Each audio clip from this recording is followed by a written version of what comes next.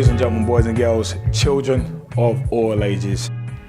Straight Shooting LJ, the G-Man and Jazzy Fizzle proudly, normally bring to you a Monday night footballing fix. But once again, we're stepping into those deep, dark, seedy areas, the back corner areas of football. Nah, you know what it is by now. We are looking at those doing good things within the game, and this is the interview series that puts the spotlight on those people doing good things. People, welcome to Pitch Talk Meets, and I am proud to say that I am sitting next to a 14 Southern Amateur League chairman, and that man is Dave McLoughlin of Alexandra Park FC. Dave? Nice to see you, yeah. How's it going? Good, thanks very much. Cheers for having me. It's been a while since we've caught up with each other, which we'll get into later as well. It has been, yeah. I think the last time was in September 2013 at our kit launch. We're gonna get into that one. We are definitely gonna get into that one. But how's everything with you and with APFC as well? Yeah, it's good. Yeah, still managing to play. The club's going really, really well. Couple of things, the first 11 got relegated, but they're looking good to go straight back up again. We're growing as a club, getting stronger and stronger. So yeah, good position. Everything's good at the moment. So probably cursing it now. Watch us nosedive down the league. The chairman's curse.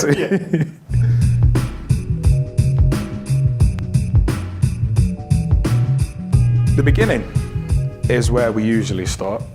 Would you agree with everyone else that it's the most logical place? It's the best place to start generally, yeah, I'd agree. Our first question is, who is Dave McLoughlin? What does he stand for? And what makes you tick? Who is Dave McLoughlin? Well, Dave McLoughlin grew up in and around West London, went off to university, became a teacher, has pretty much been doing that. All of my adult life, teaching kind of in schools in London. I'm what we call a director of student development at a school in Wembley now. We're definitely going to ask you about that later. Yeah, there's essentially kind of, looking after kids, chucking them into lessons, etc. Literally? I couldn't possibly say. It'd be like dwarf tossing. But that's me. Obviously, football is a very important part of my life. I've moving to North London a couple of years ago, about 10 years ago now. Got involved in the local club, Alexandra Park, and it's become a very big part of my life and my wife's life as well, really. What makes me tick? Pretty much, trying to get things on the best level possible. I think, I suppose I'm a natural doer, if you like, getting involved, and find it very hard not to if I feel I can give something to not get involved. So,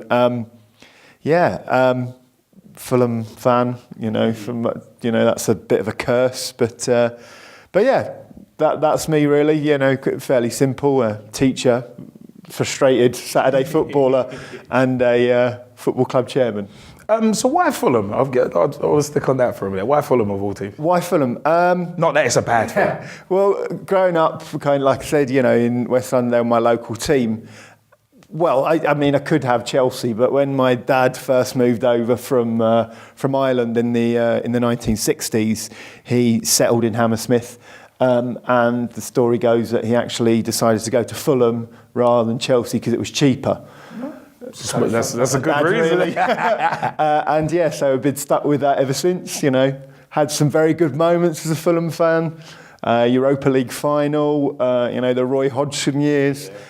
Things aren't so great at the moment, but it's never boring being a Fulham fan, I have to say.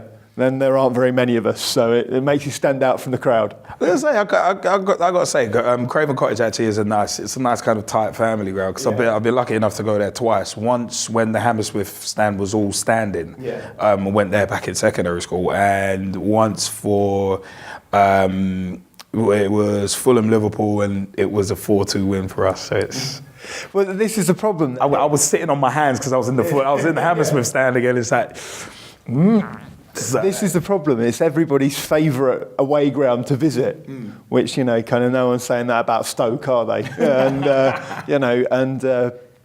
we have a neutral section, which is pretty embarrassing. So if we could get a few more fans, that'd be great. I mean, it's an interesting idea. It's an interesting concept because, people just there for the day out. You got Bishop's Park, got the Thames right there as well. Who initially inspired your interest in football? Oh God, I suppose I am.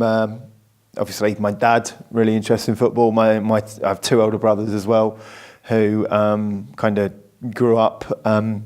My two brothers actually played rugby as well as football because my parents are Irish, so kind of they did both. My mum's brothers were kind of very good standard rugby players in Ireland. Dad always liked the football. I think they kind of played rugby, my brothers, because they were not really pushed into it, but it might be something you want to do, but they enjoyed football more. My first kind of memories are going to kind of watch them in grounds, recs in and around West London, watching my brothers play. And then it was kind of a natural progression for me to kind of get involved in it and interested. And I remember kind of my first game, I think, was I got taken to Fulham as a treat. It was a 1-1 draw with Leyton Orient in 1986. Can't remember much about it apart from everything seeming absolutely massive. And now when you're a grown adult and you go to Craven Cottage, it's not massive. So weird. Definitely I think it would be my family. And then, obviously going to school, pretty much any primary school in, the country is going to be full of football mad, lads, and that's kind of where it grew from, So you did play.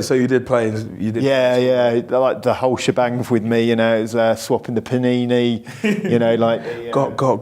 need shiny. I want that. Yeah, shiny. So they were worth 3 players at our school. But kind of the lunchtime matches and being kicked out after school because you're hanging around too long, to play, and any opportunity to do so. Oh yeah, those were the days. Those were the days. Do you remember your first match? Oh God, yes, I actually do remember my first match, and it was for the school team, and we were playing this would never happen now, but we were playing like a Cubs team for a school team, and I think we were about 8 or 9 years old, and they had like 12-year-olds playing for them, which at the time I think we lost about 19-0. There's always one with a growth spurt as well. Are you sure he's 12? He looks 16. He's already shaving. What? Games, exactly, yeah. So yeah, obviously that didn't go too well, but it was kind of just the sheer excitement of playing a football match at that age, was something you really looked forward to. And, although kind of the excitement might not necessarily be there now with the amount of thing, putting up nets and all that, kind of, the edge and the nerves and looking forward to it aspect is still there. I don't think you lose that. Yeah. I mean, what was your favourite position to play as a youngster? Well, my favourite position to be, in my head, I am clearly the trequartista, the Zinedine Zidane style, equal brute force and ballet guile. But pretty much throughout my life, I've always been quite big, so I was always the big lad at the back who could kick the ball a long way. So, that's kind of what's been stuck on me. It's like he's good on the clearances. Exactly. Can head the ball and kick the ball far. So, do you have any idols or role models that you look up to, whether it be in or out of football? Oh, God. I mentioned him a moment ago. Zinedine Zidane's probably my footballing hero. Just because I just think that the two parts to him are completely different in terms of his absolute, balletic skill, his balance, the things he can do with the football. No one's ever seen, I don't think we'll ever see again, but also his sheer brute strength. All you've got to do is kind of watch a YouTube clip of him now and just see, he's one of those players that obviously quality, but because he's so fast and he's so strong the way he does things, sometimes he looks like he doesn't quite have the ball under control, but it clearly always is. Yeah. And you know, like his kind of humanitarian work and the stuff he does, you know, he could play at the top level now. Oh, yeah. He's, you know, I would say like he's probably my footballing idol. This one's a bit embarrassing now, but kind of growing up, I always really liked Chris Coleman as a footballer, obviously at Fulham, a centre back. My favourite number is number 5 to wear, and I'm kind of embarrassed to say it's because Chris Coleman wore number 5. But I always thought he was a really good footballer for Fulham. What do you think about his career getting cut short? Because I always thought that was a real shame when it happened. Well, yeah, it was, because, you know, I still remember that season. It was a season that, under Jean Tigana, that Fulham got promoted to the Premier League, and it was just absolutely probably the best season I've ever seen of football. And it was partway through the season, and it, you know, it was a real shock. You know, obviously, there's lots of stories coming out as to how and why it happened, but, you know, he careered off the road, went into a tree, and was about half an hour away, apparently, from losing his leg entirely. And, you know, I do remember kind of when he was Fulham manager, like maybe kind of 3-4 years later, he was still going in for operations and getting pins put in. So, you know, the guy's had it hard, to be honest. So yeah, I mean, that was an awful situation, and, you know, kind of something that Fulham didn't really bounce back from. I don't really think we replaced him. Because he was such a big part of the club, and it was really nice when he became manager. Yeah. Really good, but then again, you know, it's one of those things. Should you really have club legends becoming managers? Because when it all goes wrong, it's kind of it's harsh. But they get a bit more of a grace period, I suppose. Yeah, he did. Kenny Dalglish managing us twice. It was he did well in both stints, to be honest. Coleman should have got. His first stint. Dalglish's first stint was all right. There was the Hillsborough issue, so it was kind of like, okay. Yeah. I mean, anyone under that sort of pressure is going to end up stepping down. But our co-host, the G-Man, has a question for you.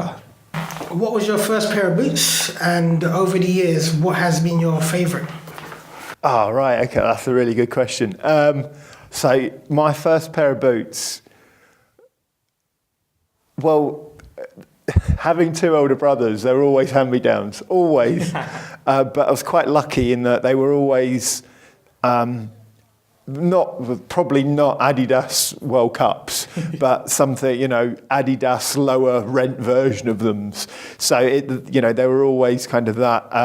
And I've stuck with that throughout. I am one of those Adidas World Cups, Copa Mundials, you know, so kind of... It's a good line of boots that will last you a while. Yeah, going with those, you know, a typical centre-back, no colour on your boots, nothing like that. You know, I actually do think people, you know, should be banned for wearing coloured boots. I've got that. I think it all kind of started with Benito Carbone, didn't it? Back in the mid-90s, for the Sheffield Wednesday, when he came out with green. John Fashnew's red boots, I think, as well.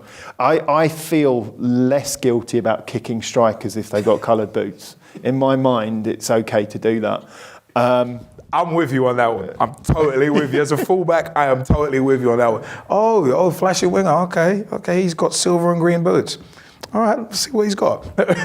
First challenge, bam. I do think kind of, you know, there's something in your mind. I remember we played a game against an SAL team, and I won't mention who they are, but they brought on this player. It was a really tight game, and they brought on this player who is one of those, he had kind of, you know, like the Under Armour on and a snood and pink boots on.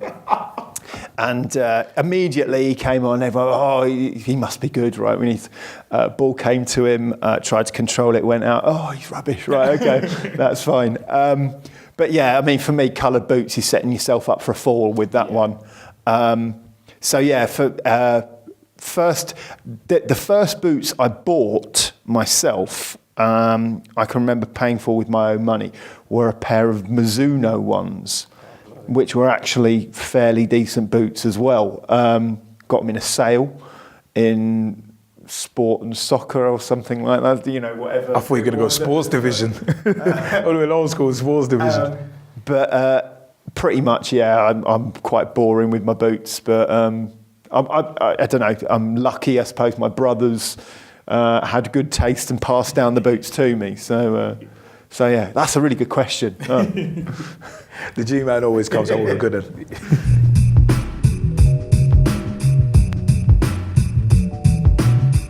Grassroots football is our next segment. What advice would you give to someone looking to start up a grassroots/amateur league club?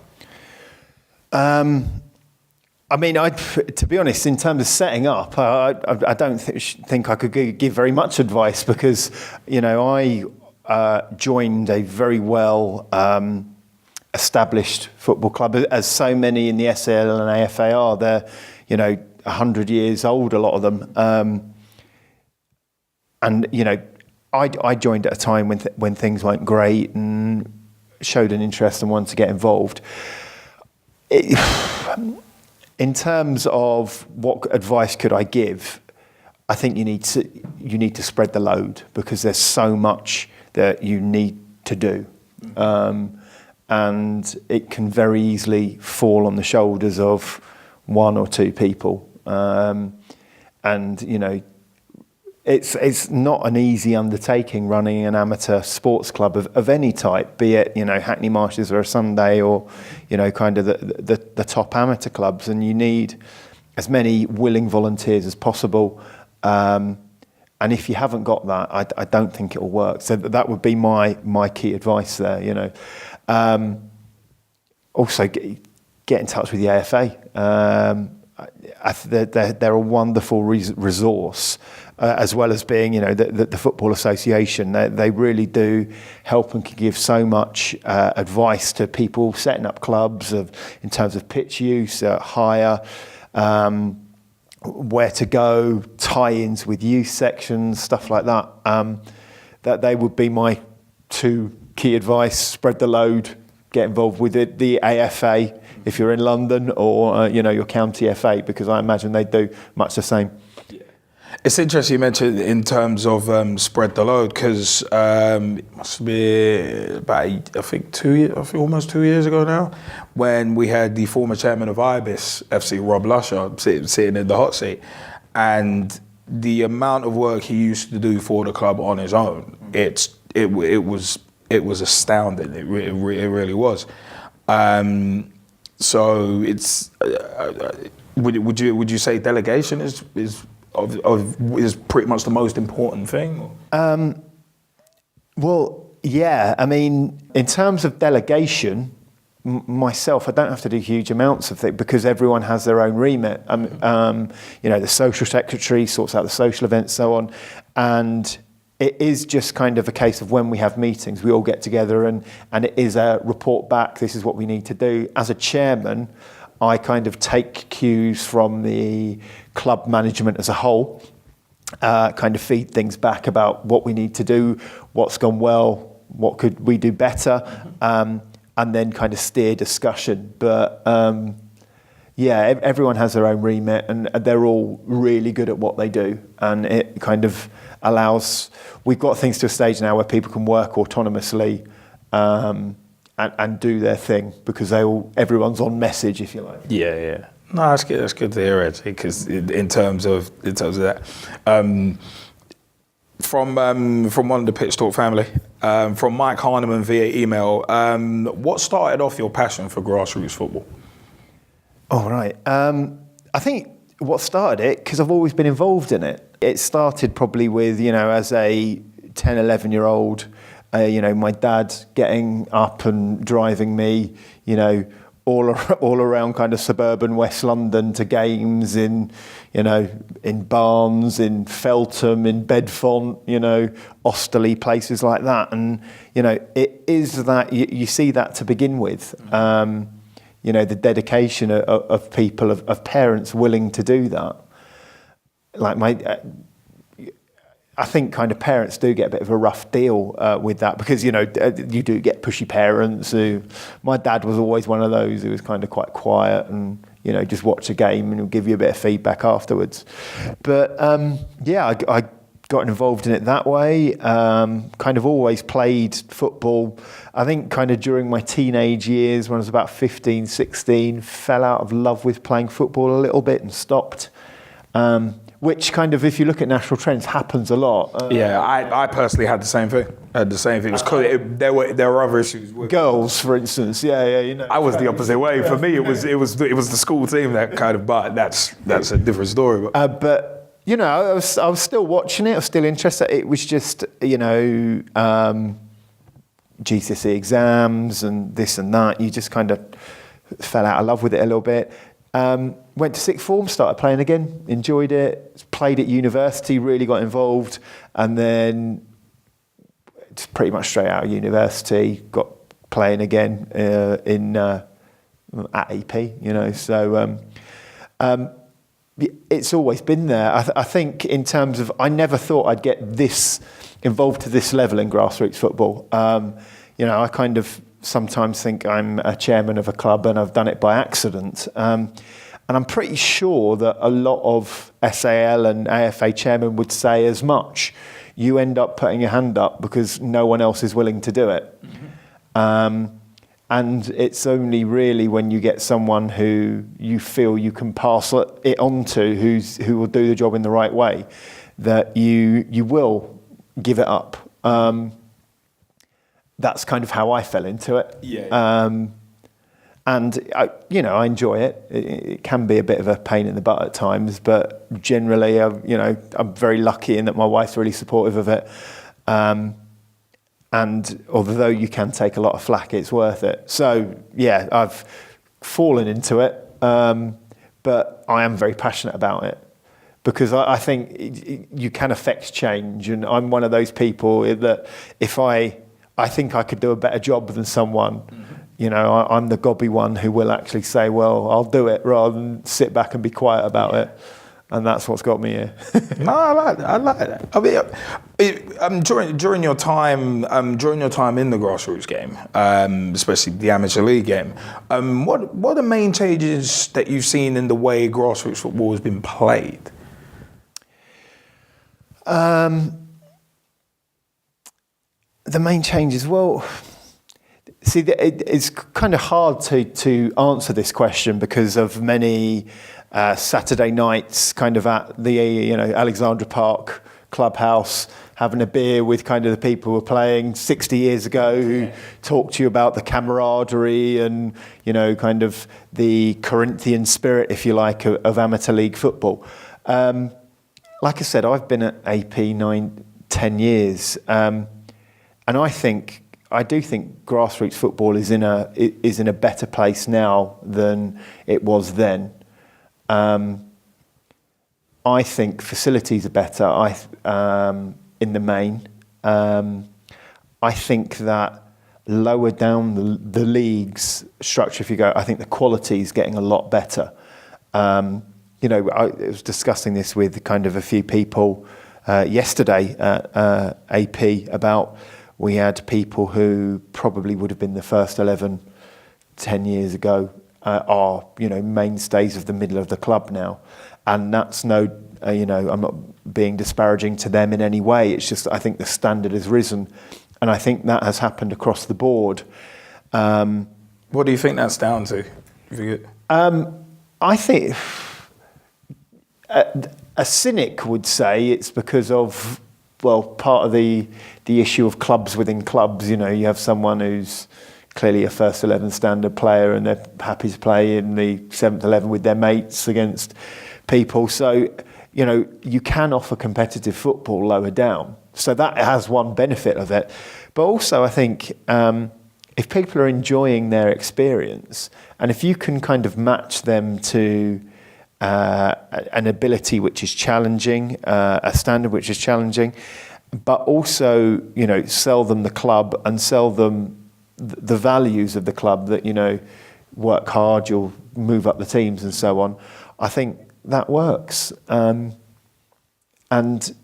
I know so many teams are contracting, but there's definitely players out there. I think if you just get your house in order and you get things sorted, we will see so many grassroots clubs flourishing. Do you know, that ties directly into our next question, actually. How hard is it to recruit new players into the club? And are colleges and universities approached, or is it just kind of anyone you can find, like walking down the sidelines? We've heard some stories of that. But yeah, how hard is it to recruit new players into the club? And what would be your advice in terms of other sides who are trying to recruit? Well, we have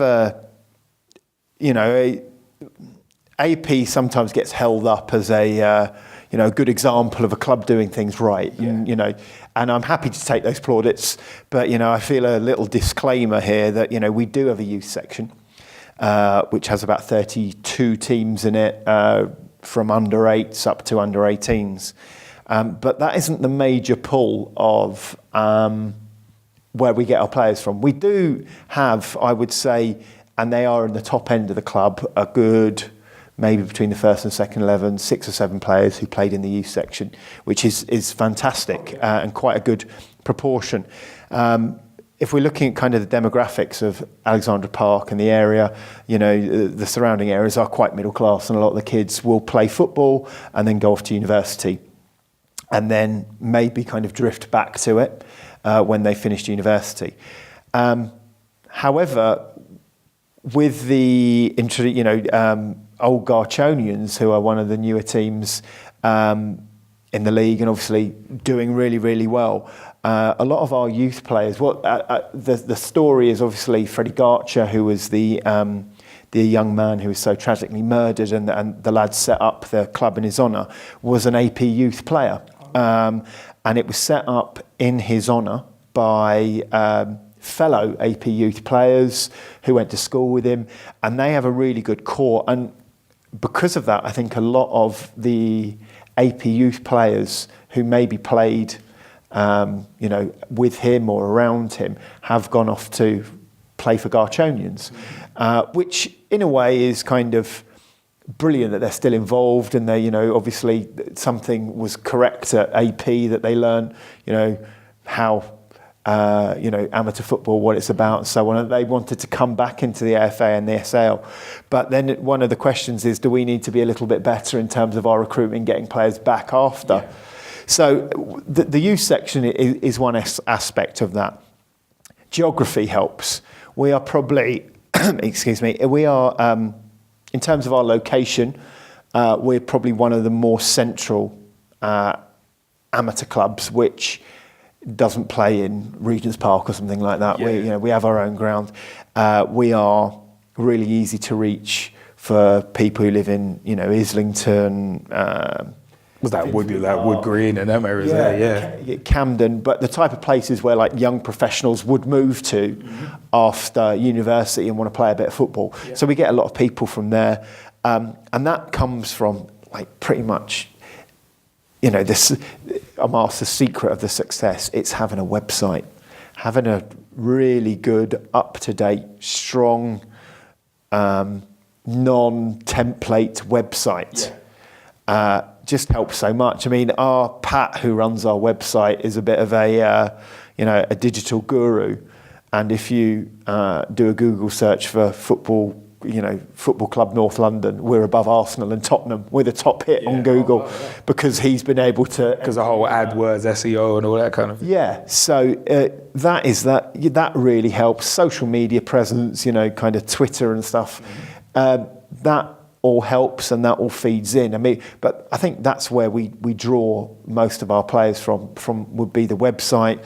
But then also, there's a snowball effect in terms that, you get players from being successful and then other people want to get involved. And I mean, at the moment, we're getting between 10 and 12 people wanting to join the club every couple of weeks. I'd say 2 or 3 a day. Now, a lot of these, these are discounting a lot of people that we get kind of from wanting to come from abroad, thinking we're a professional club. But kind of, we are at the stage now where we field 10 regular 11s. We have a veterans team.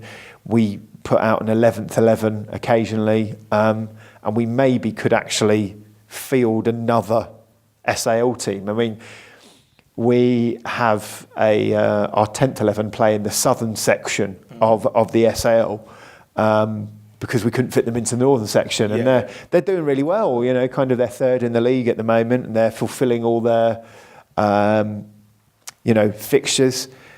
AP are odd in that we go to games pretty much every week with 14 players across every team. We've got 14 players, be it home or away, because people are that motivated and want to play.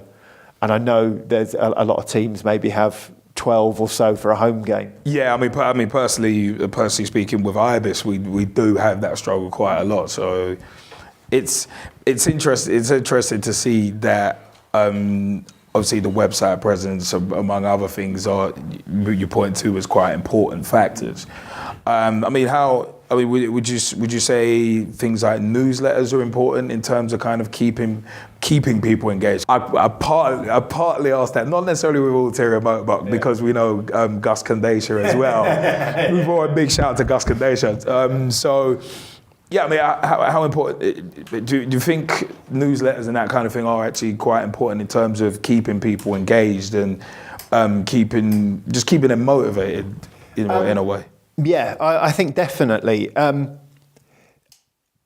be honest, I don't really know if other SAL or FA clubs do it. The only reason I'd know is if they put it on their website. But I have to say, when I first joined AP, I thought it was really cool that you got this newsletter with match reports and this and that. And this was just a Word document at the time. But it was good, kind of. The match reports are funny, they're self-deprecating, they're kind of, they're not hugely serious. And that kind of, that's the type of people I'd like to spend my Saturday with, it's kind of... I actually tried to do that last season, where because of the live pitch talk shows and that, we do the grassroots segment anyway, so it's kind of like, all right, let me type up something, try and get some of the other guys to as well. Yeah. It's quite difficult getting guys to regularly want to contribute to it. What you need to do is just tell people that the only reason they're selected is because they do a good match report, and remind them of that. If they don't do it, they'll be dropped. But you've mentioned Gus, who is our graphic design doyen, if you like, who has essentially taken our newsletter to another level. Our newsletter pretty much looks like a copy of 442 magazine. It's very well presented, I must say. The guy is a graphical genius in the things that he does, and the way it looks, it's so high end. But also he's, in terms of what he's doing as an editor, he's opening it up a little bit. So whereas before it would have just been information, pertaining to paying your subscription, social events, match reports, selection for that week, who's suspended. He's now getting interviews with people, from... Because there's the Ask the Oppo section, isn't it? So he's he trawls, because he works weird hours, a graphic designer, a lot of his time is based on the American market. So he functions on about an hour's sleep. So he'll be trawling all the websites, finding, the opposition's match report and putting it in our newsletter. The interviews, he does a really good, what else has he done? He loves doing graphical stuff and breakdowns.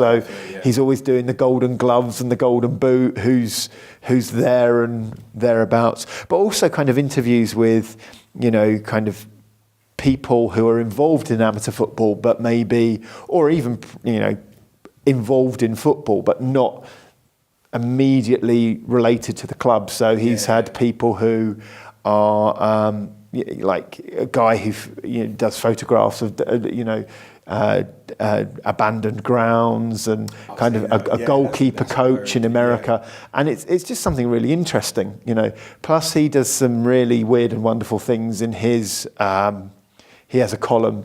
He did it was about 3 pages long, column on footballers with beards.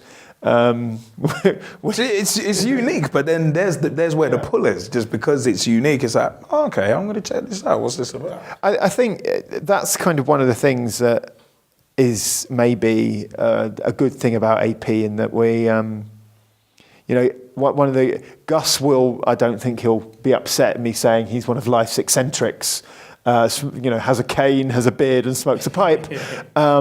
But that's what he loves about AP, in that it's all encompassing. Kind of it's a warts and all thing, and your foibles are celebrated rather than you're discriminated against for. So certainly, that newsletter is a wonderful thing, and it's a real selling point. We tend to, the best bits of it, cut and paste them and put them on our Twitter account. Okay. I think that there are some admiring glances to it. Oh, definitely. Mike Harneman via email has asked, what are the main differences between running a grassroots team and the professional side? And also, what are the main differences between the levels in terms of grassroots and the programme, in your view? Well, I've never run a Premier League football club, so I couldn't tell you. I don't know. I do think one of the things that's a bit of a shock for people possibly when they join an amateur club is the amount you ask them to do. Mm-hmm. Putting up goals, washing kit, taking down goals. Some clubs sweeping out changing rooms, going behind the bar. And a lot of people have this attitude, so I'm doing all this and you still expect me to pay. And, particularly people who've probably played maybe semi-professional football or football you don't pay to play, kind of think, what is this about? I mean, that would be something, obviously, would be trying to get people to see us not as, we need things from you as much as you get things from us, which I don't think obviously would happen very much at a professional or a semi-professional club. Things are laid on all the time. Obviously, in terms of we don't work with huge budgets. We were lucky enough to have the 14 kit deal, but everything really does matter in terms of, you'd think, okay, we'll buy a Nike kit, and then you kind of think, well, that's a cost, but then you put the badge on and you put the numbers on, and these things, you really do have to look after the pennies. Rescuing footballs from bushes and stuff, because it all really, particularly, in terms of scale and volume, that's one thing I don't think people really get. You have to see things holistically, and a lot of people moan about the cost of football, but they don't realise the actual huge undertaking and cost that goes into running these things, and every penny matters really, which I'm not saying doesn't happen in professional football, but the little things that we fret over and moan about, not when people kick a football in a bush and not going to get it, I have a moan at them. I can't see that being a huge problem in a professional. So, I mean, for me, people are there, people do things in amateur football, grassroots football, purely because they either love the club or they love football. And probably at Alexandra Park, it's a case of a bit of both people there. I would say, you do get people at professional clubs who love the club and so on, but they're paid employees, so it's a different relationship. Essentially, it's a corporation. Well, it's a business, isn't it? Yeah. So rather than a labour of love, exactly. if you will. Which probably means that obviously, as we haven't got business heads on, we make terrible decisions and do everything completely wrong compared to them, they're completely different animals. I'm pretty sure a chief executive of a Premiership football club would take one look at the type of stuff that admins people of amateur clubs do, and run for the hills, and I'm pretty sure if I was, negotiating with a footballer about, win bonuses and, unused substitute fees, I wouldn't be able to do it either. Be like, win bonus is a pucker pie. Be happy with that. At our level, that wouldn't be too bad, a win bonus. A pint of beer behind the bar. Yeah, there we go. One question from one of our co-hosts, the G-Man. If there was one thing from the professional game you could take and implement it into the grassroots to make it better, what would it be and why? And P.S., not money. Okay. When you were saying, I wasn't actually going to mention money, but I would just say pitches. The quality of pitches. We're not asking for the facilities of playing a 30,000-seater stadium, but I've been looking kind of with awe at the Save Grassroots football campaign, and it really is scandalous the amount of money that is poured into the professional game and how little trickles down. And if you look in Europe at the, kind of driving through Central Europe, you will see the type of pitches that as Saturday footballers we will be salivating to play on. And that is kind of standard. Every town has a really good sports facility, so which is well kept. It's council run. If you kind of think of council pitches in London or in Britain, the images that are evoked are those of dog, doo-doo on the floor, and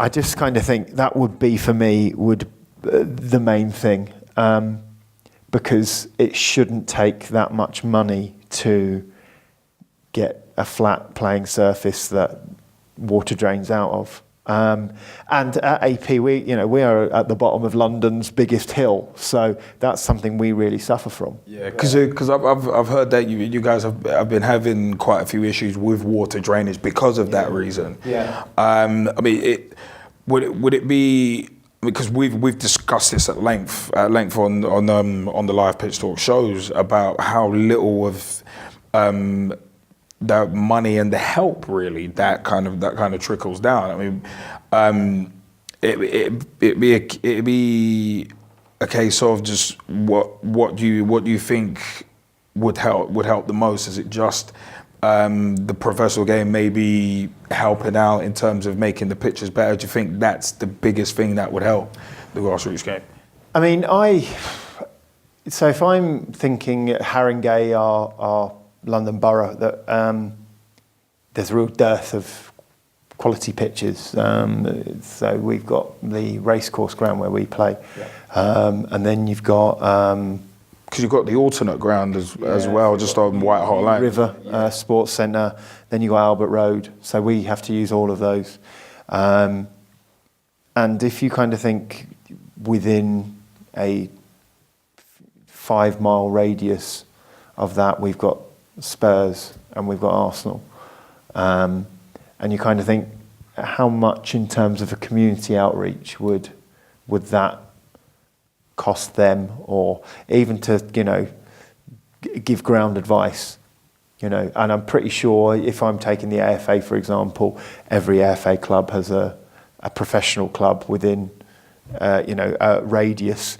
I'm not asking for Arsenal and Tottenham to pay for drainage on our pitches, but any help possible, because there is kind of a feeling that it's just there's so much money sloshing around in football, and we are leaving. We're closing off a legacy to the next generation, because kids are, for instance, we have our youth section. A lot of the time, we will obviously be playing on the Saturday, and then their games will get called off on the Sunday because we've essentially trashed the pitches, and they need to be maintained. And what message are you sending to those kids? Because we all get the hump when our games are cancelled on a Saturday, and we kick our heels and we think, do I really want to go back and play? afterwards. And kids are just going to get the hump with it. They're going to get cheesed off and they're going to stop. And I just think there needs to be some foresight, really. So in answer to the question, it would be the pitches. You know, I think every professional club should be made to, I don't know, level out and, you know, drain a pitch. You know, that should be part of the remit of being a professional club. I'll go with that.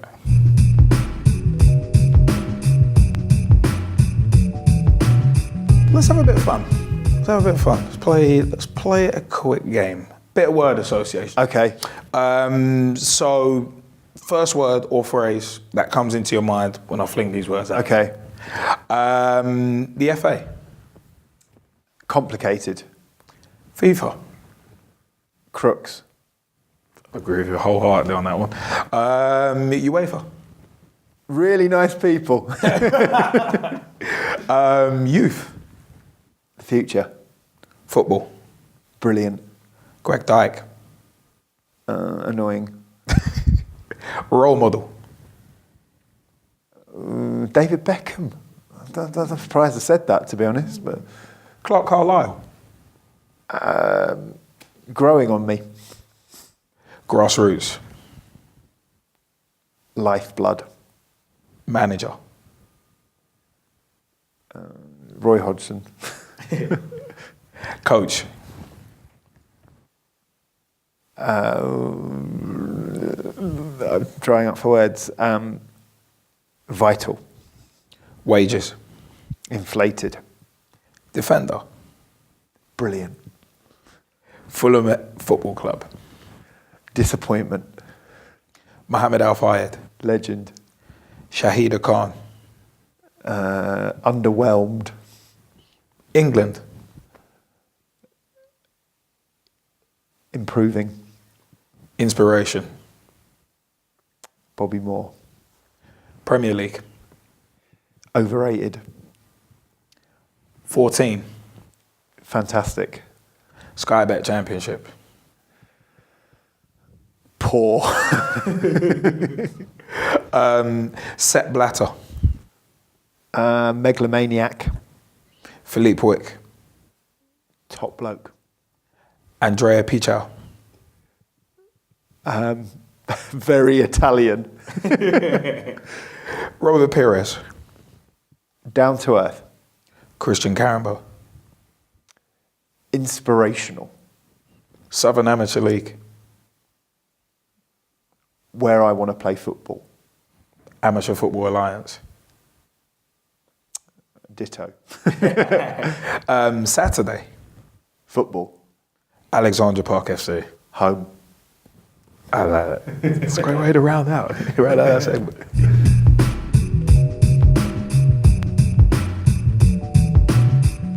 Alexandra Park FC is our next chapter, and Kieran Riley via email has asked what got you started in football and what got you started with Alexandra Park FC. Wanted to also add, how did you find out about and join Alexandra Park FC, and how long have you been playing for the club for? So I know a lot of that we've already covered. But. Yeah, sure. Well, so my housemate worked at the part of the foreign office in town, and he worked with the 6th team captain of Alexandra Park, a bloke called John Kennedy.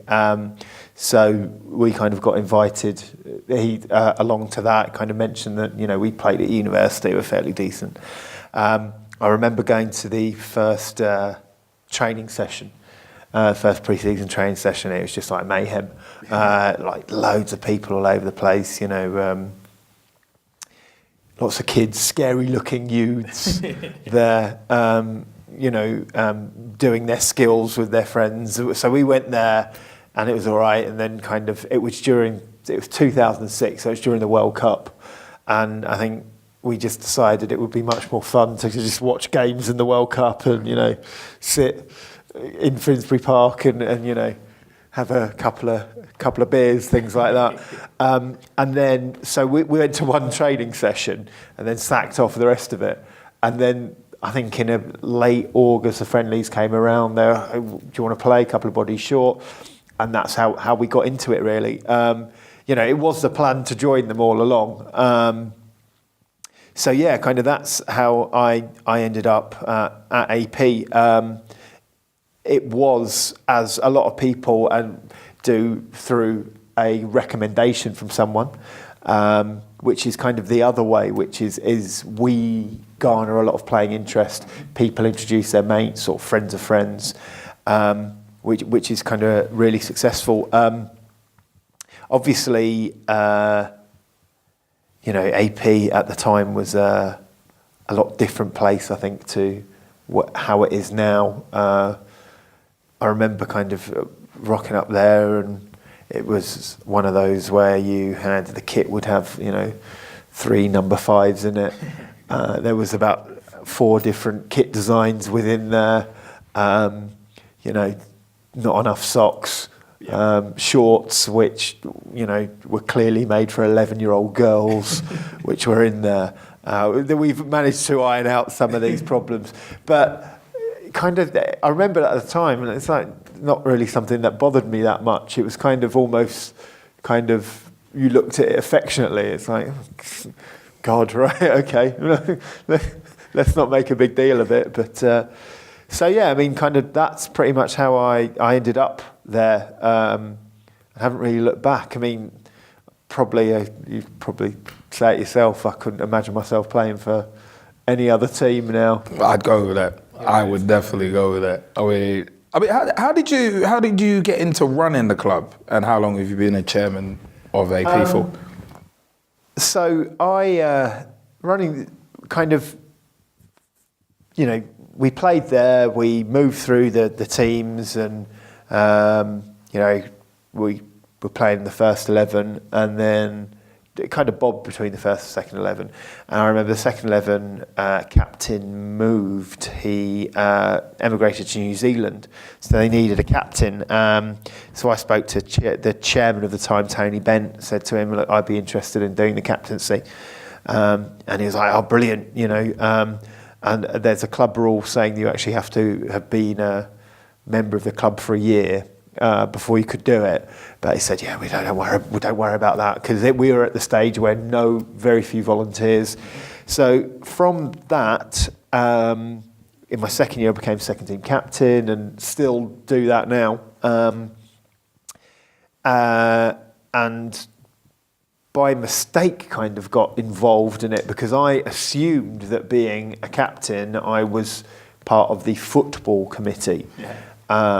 So just turned up to their first meeting, and they said, you actually don't need to come to this meeting, you're not on this committee, but since you've turned up, we'll co-opt you onto it anyway. So I just kind of think of trying to get people to meetings, if only everyone was that keen, turn up the things they even need to. So yeah, I got co-opted onto that, and then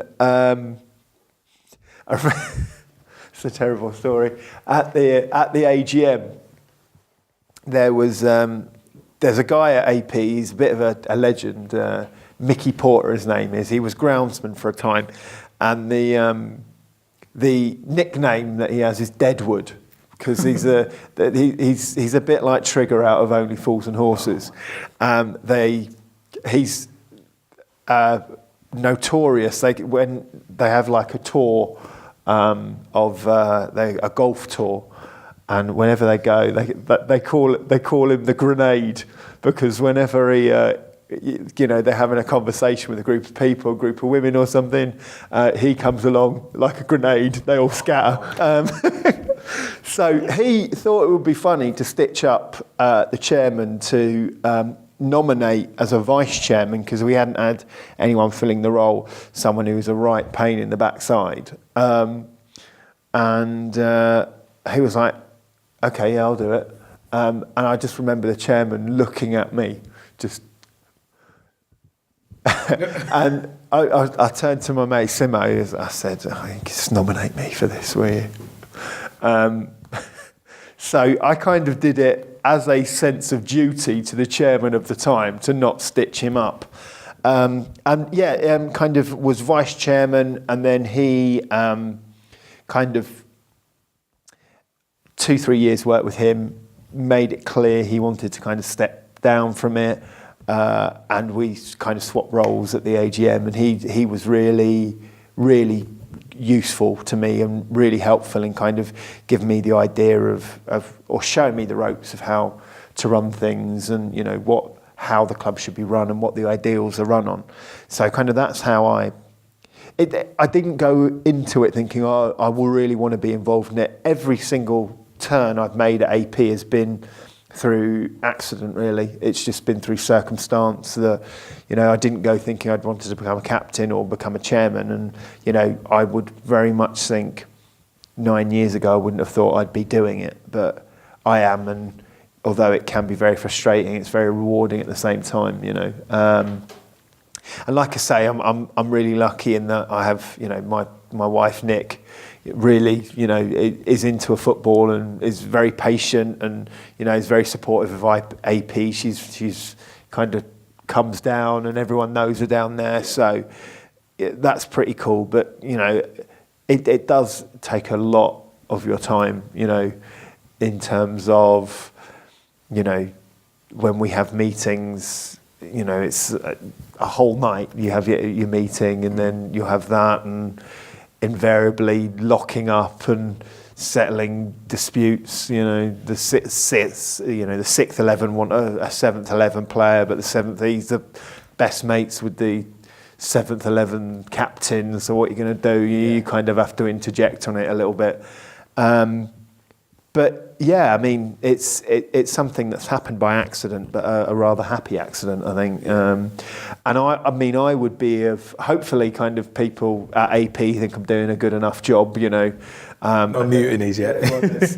Certainly no one's putting their hand up to kind of challenge me. And, I've been doing it for 3-4 years now, and I would be hoping that I'm not doing it that much longer, because I really think it's quite important that you have a turnover there and you have fresh ideas. And I would be hoping that I could do a similar type of thing of a year's handover to someone if I could find a willing victim to take on the role.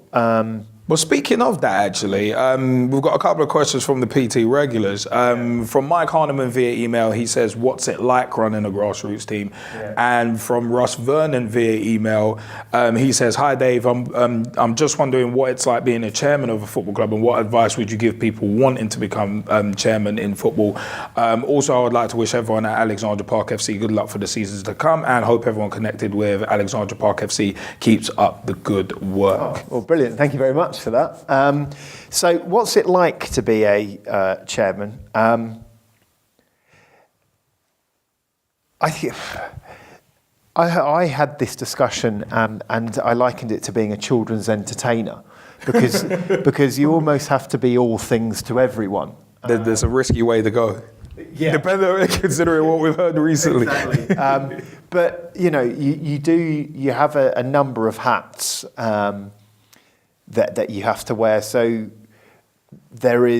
you're kind of dealing with those above you and those not below, but those who manage you and those that I manage. So I suppose would be the way in which AP work. We have 3 sports sections. We have the youth football section, we have the cricket section, and the adult male football section. So I head up the adult male and female football section now. So I am responsible, I suppose. I report to the club committee and take props from them in terms of things, and then I feed that back down. On a day-to-day, I suppose, or week-to-week basis, things that I'd be doing as a chairman would be, and I would say kind of this feeds back to a point I made earlier, in that we've now got so many people in good roles who we're able to kind of spread the load of things. But invariably, I suppose I'm responsible for sorting out who's opening and closing the club, making sure kind of people are working behind the bar.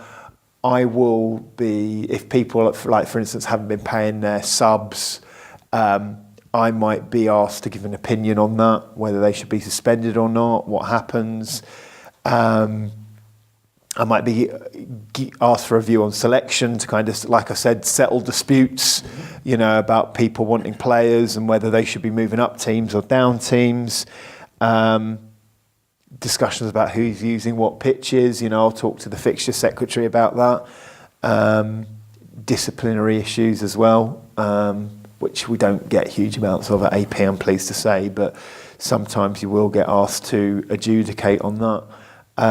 But then also something which is the nicer side is kind of everyone knows you. One of the things we've been doing in the newsletter this year is I've been writing a column, which hadn't really been done before, which is kind of good. Sometimes I feel like I'm just repeating myself from, but you can actually... It's a voice, it's a mouthpiece for you to get out what you're thinking and the important things and hammer home certain points you want to. So I think honestly my role now is more overseeing and being a point of reference, I suppose, for all the other people that we have in positions. And I know I'm in a very good position as a amateur football club chairman to have that, because there are so many clubs which are really autonomous in that it falls to maybe one or two people to do everything.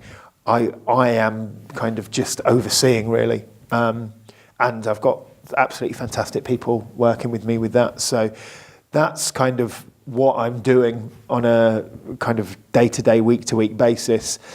I would say kind of that I get correspondence about football every day, which I don't answer during working hours if my head is watching there. They're purely at break and lunch and after school.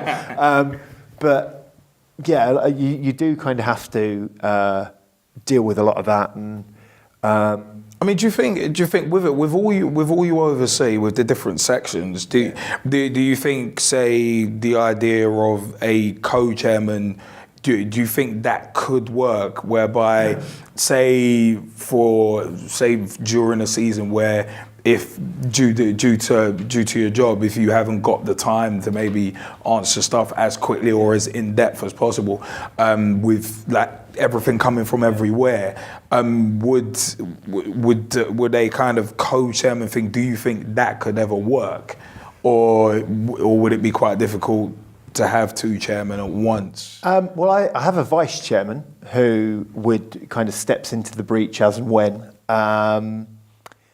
But the guy that does it, John, is very much, he wants to be a vice chairman. He doesn't want to be a chairman. He's served his time. He's also the first team manager of the club. Yeah. It's a bit like the whole Roy Evans, Gerard Houllier thing, isn't it? Yeah, let's not bring that one up. Essentially, if you're kind of being, if you want someone to ultimately take responsibility and the buck to stop with them, that can't really happen with two people. So there kind of has to be one head kahuna, if you will. Yeah. At least if I am being hauled over the coals for making a horrendous mistake, I know it's my fault that it's happened, or I've let it happen. Yeah. And I don't know if I'm kind of coming across as dictatorial here, or but I just kind of think it works the way things are. I think, like I say, the people in their roles are fantastic, and it is just I'm just a reference point for things, really. Yeah. From Kieran Riley via email, do you think you need skills to be able to run your own football club, or experience?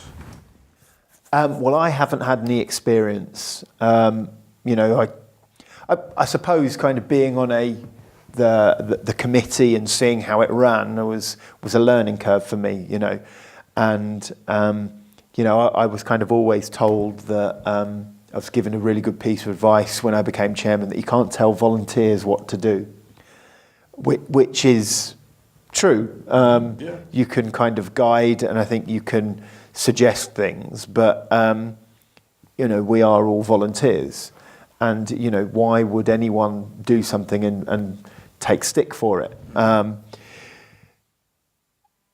experience, I think, it comes with time, but I think being fairly organised helps. I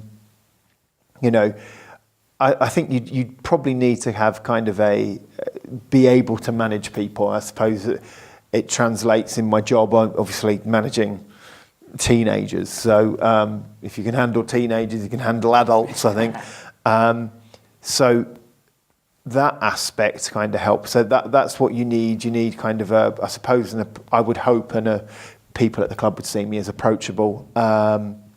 You need that. I think you need a bit of foresight as to where you want to go and where you want to see the club. I mean,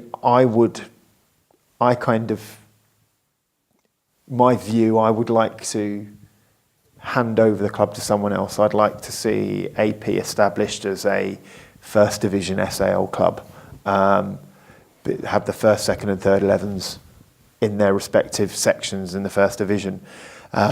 The chairman before me wanted to, we were all in the basement divisions and wanted to move all of the teams out of that, which he managed. So I think you need kind of an end game. You need an exit point.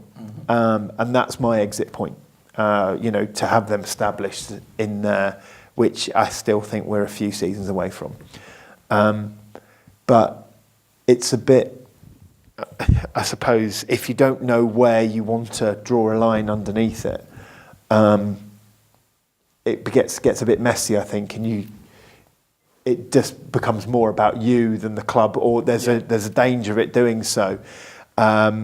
I know that probably sounds weird, kind of being what do you need to be a chairman? You need to know when to go, or what point you would like to go. I kind of think that would be that would be my exit point, I think. So experience, not necessarily, I don't think you need. Within a year of sitting on a committee, you'd know what to be able to do, and the rest you can pick up. You just need to kind of be able to give people their head, if you like, for want of a better phrase, kind of get people in the right positions, get them doing what they're good at doing, and let them get on with it. That's essentially what I do. So that's good. That's good. I like that. This might require a bit of detail for this one, but what is the club structure / hierarchy of APFC in terms of the teams and who does what within the club? So starting from obviously yourself at the top, how does everything kind of cascade down? Okay, so we've got, if you like, there's kind of two structures within the club. You have the selection committee, which is made up of the chairman of selection, a guy called Nigel Bagley, the vice chairman of selection, a guy called Joe Robinson, and then the 10 captains of the adult teams.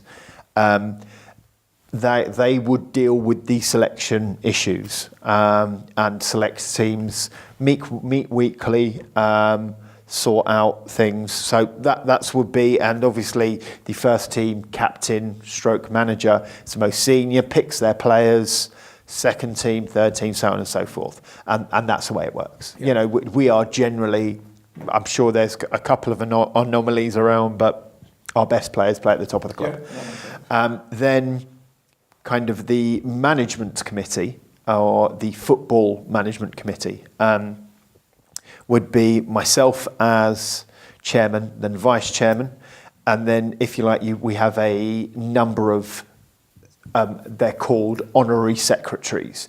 So, for instance, a fixture secretary, who sorts the fixtures, a subscriptions officer, the money man, Richard Gibbs, I spoke about earlier, website officer, a guy called Pat McLoughlin, newsletter editor,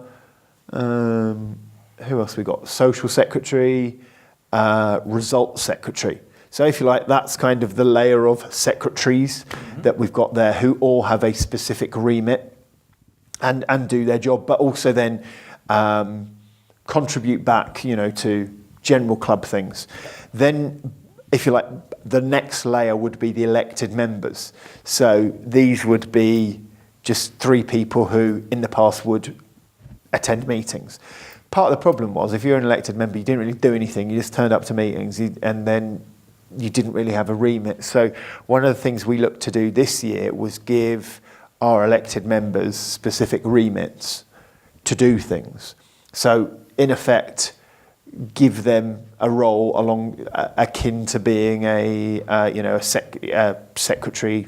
So we've got someone on social media. So we've got our YouTube channel, we've got Twitter, we've got Facebook. Banyan Gola, his name is. We've got a Ray Gerlach, who is obviously our contact at 14, and he is kind of leading the charge in sponsorship, putting things out, fundraising really. And then we have a guy called Jay Hughes, who is our player liaison manager. Is the guy who's there as a face and someone to talk to outside of, if you like, selection about playing issues. That's been really successful, I think. Having that, people with specific remits really, really helps, because if you're just turning up to a meeting, it gets boring if you haven't got an actual, if you're just hearing people talk, if you haven't got a remit. So that's something we've had success with this year. So kind of that would be how it would work. If you like, within the club, you've got two separate entities. You've got the football committee and the selection committee. I suppose, in a way, that where the overlap lies is the chairman of selection and the vice chairman of selection are on the football committee. So there is a bit of an overlap there. We have several of our captains also do another role as well on there. So there is a bit of overlap. But yeah, that I would imagine most clubs have a similar type of hierarchy arrangement. So if you kind of think about it, I suppose you've got, I've kind of spent a lot of time saying I just oversee and delegate. A lot of people have their own delegated areas and are fantastic at what they do.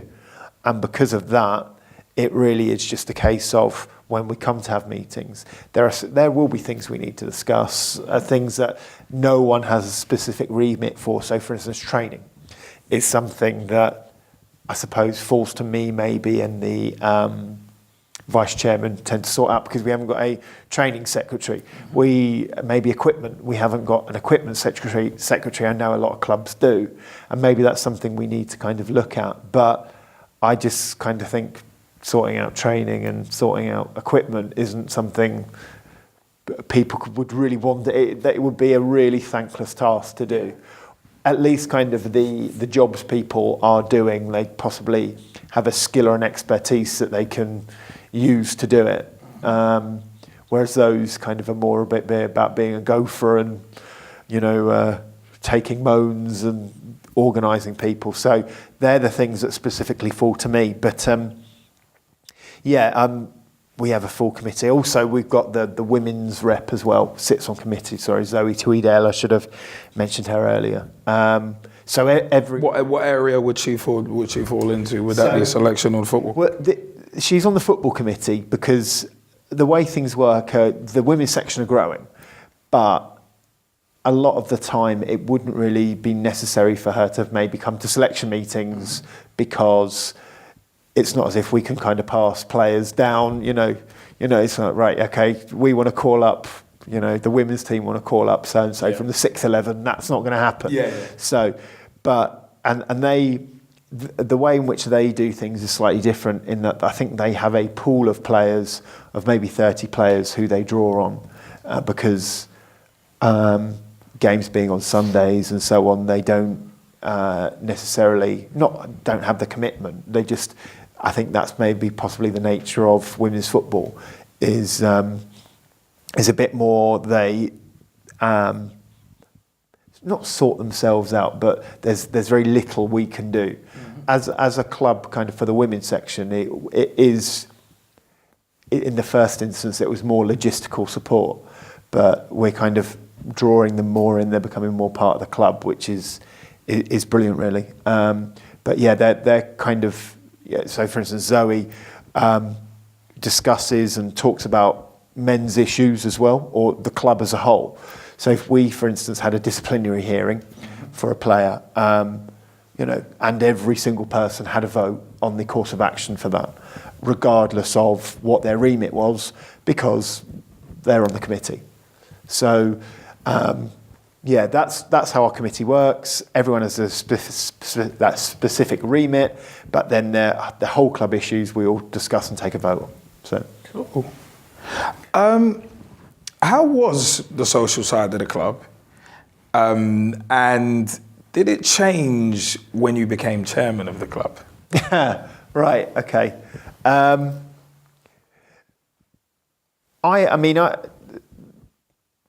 I think the social side's always been quite good. Like I said, it sold it to me, and they're really good people. They're really, really good people. I think we probably we tried to have more social events at the club since I kind of got involved, and varying degrees of success. You'll have ones that are brilliant, and you'll have other ones that no one attends. Part of the problem is, I think, where we are. During the summer or during the spring, kind of the autumn, Alexandra Palace is a beautiful place. And the cricket club benefit from that. They have their barbecues, this and that, beautiful sunshine. But in December to January, it's like something out of Wuthering Heights. It's cold, it's wet, it's miserable, it's dark, and it's quite hard drawing people in. I suppose kind of if I'm looking to answer that question in a non-biased way, we haven't played any football down the club since November was the last time. But every Saturday it's been open and people have been making the effort to get down and support the club. There are certain things we've tried to do, more events, but also working with the club management. We've done things like we've bought a new television. We bought a 60-inch television screen, which is great. We've got kind of good Sky. We've got Wi-Fi down the club. We've got new furniture. We kind of decorated it, all from all kind of the management committee working on the feedback that they get. But it's just a kind of more hospitable place, really, and it's a place where people like to go. I suppose kind of if you're looking at a pint of beer, it's quite competitively priced, and if the football's on, it's quite good to watch it there. Kind of where whereas kind of some other places that you might be watching football might be full of slightly leery people who, Alexandra Park. Or I imagine most clubs in the SAL, it's just people getting on with watching it and having a laugh. So I'd like to think things have changed for the better. We've said. I think I probably spend more time down the club now than I did before. But I'm sure, you could talk to older heads in the club who'd be telling you about kind of the riotous things that used to occur, but things have changed, I think, I would say things have changed for the better, but I'm sure you might get some emails in from people saying different, if not it being true, just to try and stitch me up. So. What are the best and worst bits about being chairman? And also on kind of a side question to that, what's the weirdest / funniest excuse you've ever had for someone dropping out of a game on Saturday? Okay, so the worst part of being a chairman, or the hardest part, is in the pulling people up on things. Because of the advice that you can't tell volunteers what to do. But there have been times when people aren't necessarily doing things or are making a bit of a hash of things, where you actually have to kind of pull them up and say, look, actually, you're not doing what you need to be doing. Hasn't happened very often. And kind of generally, when I've had to do that, it's been really receptive, but I can imagine, that's something I would worry about doing. Also, in terms of when we have disciplinary issues, you kind of have the opportunity to come and talk to the football committee and make a decision on a suspension. I always find it quite hard as chairman, breaking it to them, right, okay, so you are going to be suspended this long, because it's you know, everyone's always very contrite and very sorry at their, you know, and it's quite, but if you've kind of got the actual full picture of what's occurred, I find that quite hard. Dealing with hard news, or holding people to account on things, because I'm very aware, you know, no one's being paid for this. You know, you don't even get a discount. You know, you're paying to take abuse off people, essentially. The best part would be when things go right. So kind of the massive satisfaction I see is the way in which we've grown as a club, and the success we've had on the field. And you can kind of pinpoint, well, okay, I might not have played in that 11, got promoted, but you know, you've had the climate, you've kind of fostered a team spirit, you've fostered an ethos throughout the club, which clearly drew these players in, and they've enjoyed and they've thrived with it. So, I mean, that's what you really get from it. The best excuses for dropping out of games. Because there's got to be some funny or weird ones. Right. What have we had? So I got arrested was one. Yeah. Do you know what it was for? What the person was arrested for? Without dropping a minute too much, but. Well, he said he was arrested under the Terrorism Act. Oh God. Yeah, so this lad was, I won't name him, but he was a really good footballer. When I say where he's from, people from AP will know who he is, but boy, we had a core of young lads coming from Camden, and like he was kind of from Arabian descent.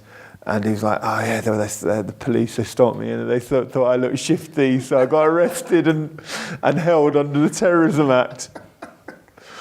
Do you know what? And we were playing Ibis that game as well. Oh my God. We played Ibis. We didn't stitch you up. 10 men. But which Ibis side was it against? That was the second 11 of the time. How long ago was that? So that would have been 2006, 2007. Okay, that was just before I joined. So we've had that. So arrested on the Terrorism Act. What was it? Oh, I lost my bag. Was one we had recently. Yeah, I lost my bag. It wasn't an excuse for not playing, but we had this one lad who came, and we were meeting at Victoria, and he was like the first day. It was about half an hour before anyone else turned up. We went to get the train. He's like, I need to top up my oyster, and he missed the train because he was topping up his oyster. Yeah. My God, the earliest guy there manages to miss. Oh, Like, why didn't you do it beforehand? What else have we had? Usual ones. My girlfriend won't let me.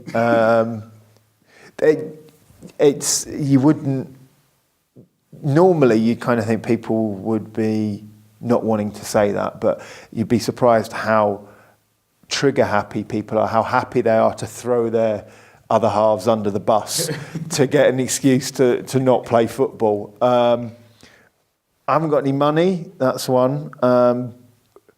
My car broke down. Oh, there's one. My car broke down. Then my mate came to drive me, picked me up, and then his car broke down as well.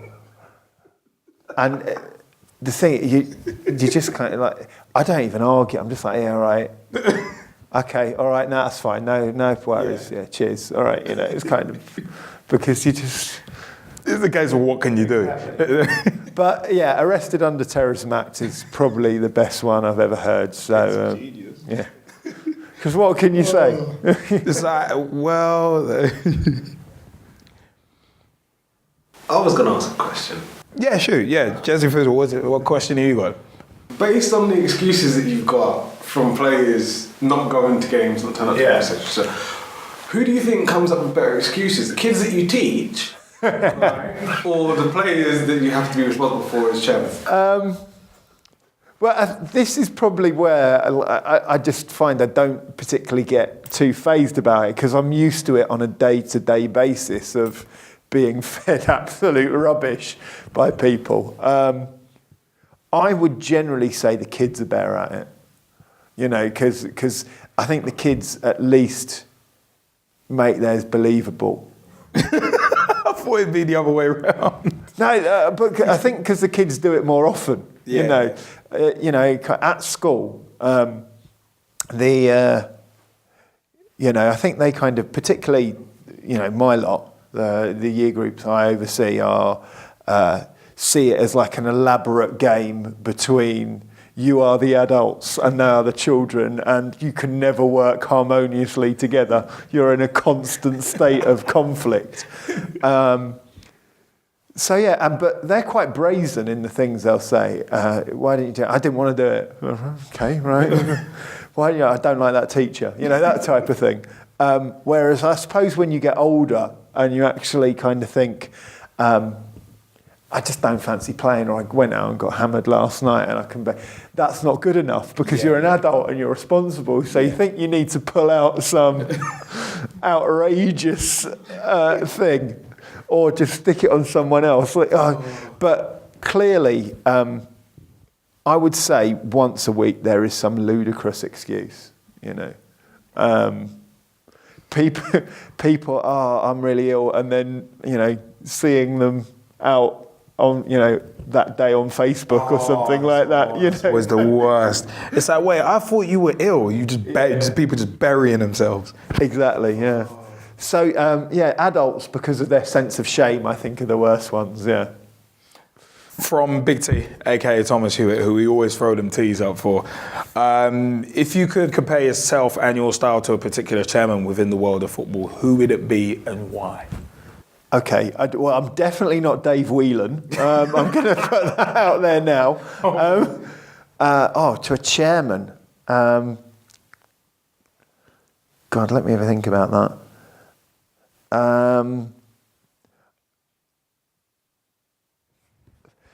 I would like to think of myself as, I don't know, a type of chairman who just gets on with it and doesn't really court publicity or media. That's I'm saying that. Yeah, I'm sat here as Alexandra Park chairman. I have a massive soft spot for Mohammed Al Fayed, obviously, as a Fulham fan and what he did. But the guy was clearly crazy. Is that a reference to the Michael Jackson statue? Just the thing is, when that went in, everyone was kind of.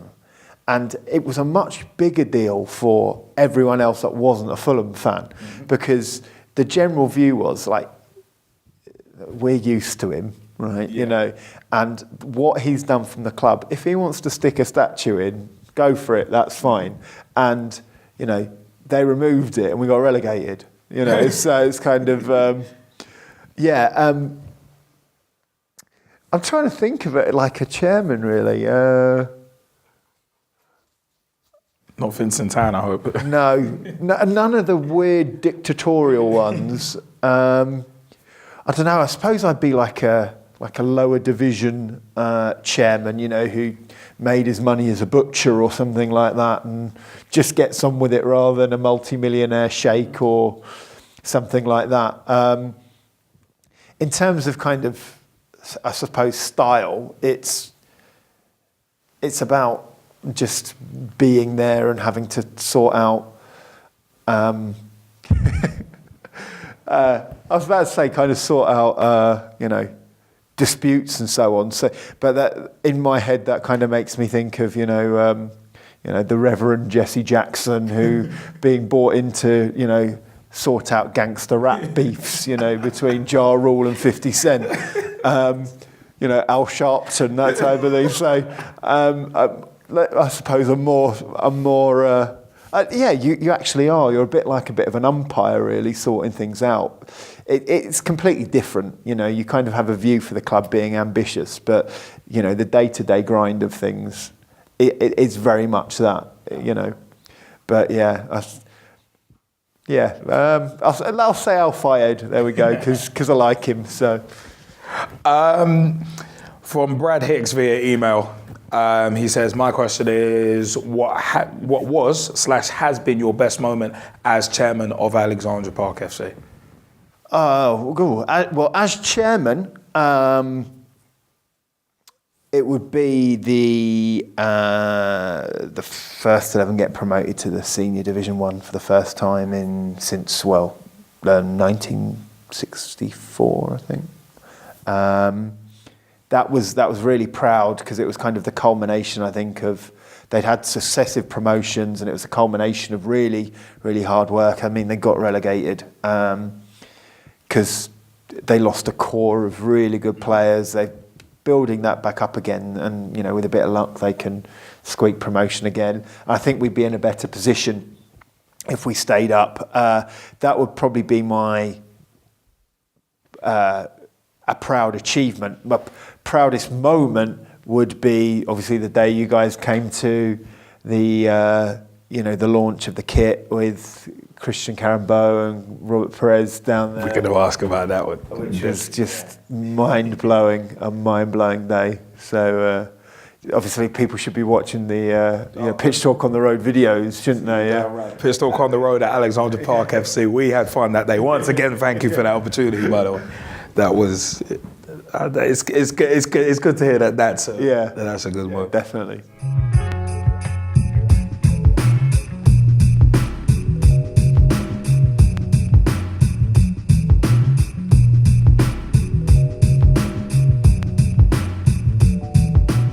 Name? Dave McLoughlin. Occupation or occupations? Teacher.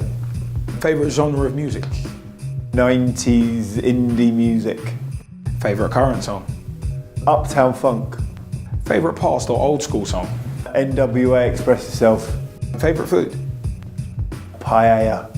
Favourite meal, one course? Lasagna. Breakfast, lunch or dinner? Lunch. It's the nicest word in the English language. It actually is, if you say the word lunch, it encapsulates everything that's wonderful about a day. It's such... Favourite place to eat?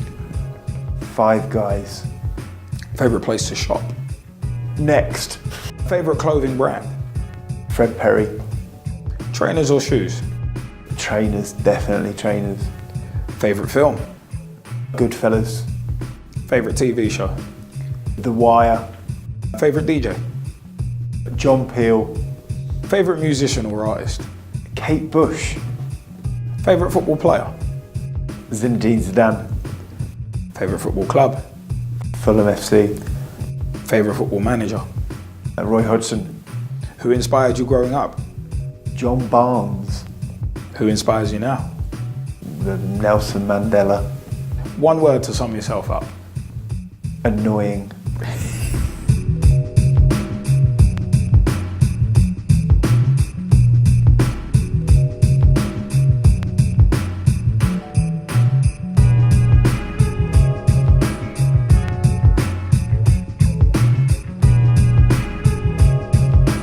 The SAL and 14 is our next chapter.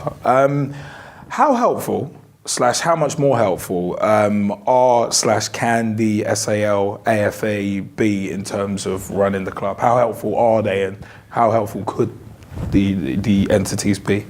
I think they are quite helpful.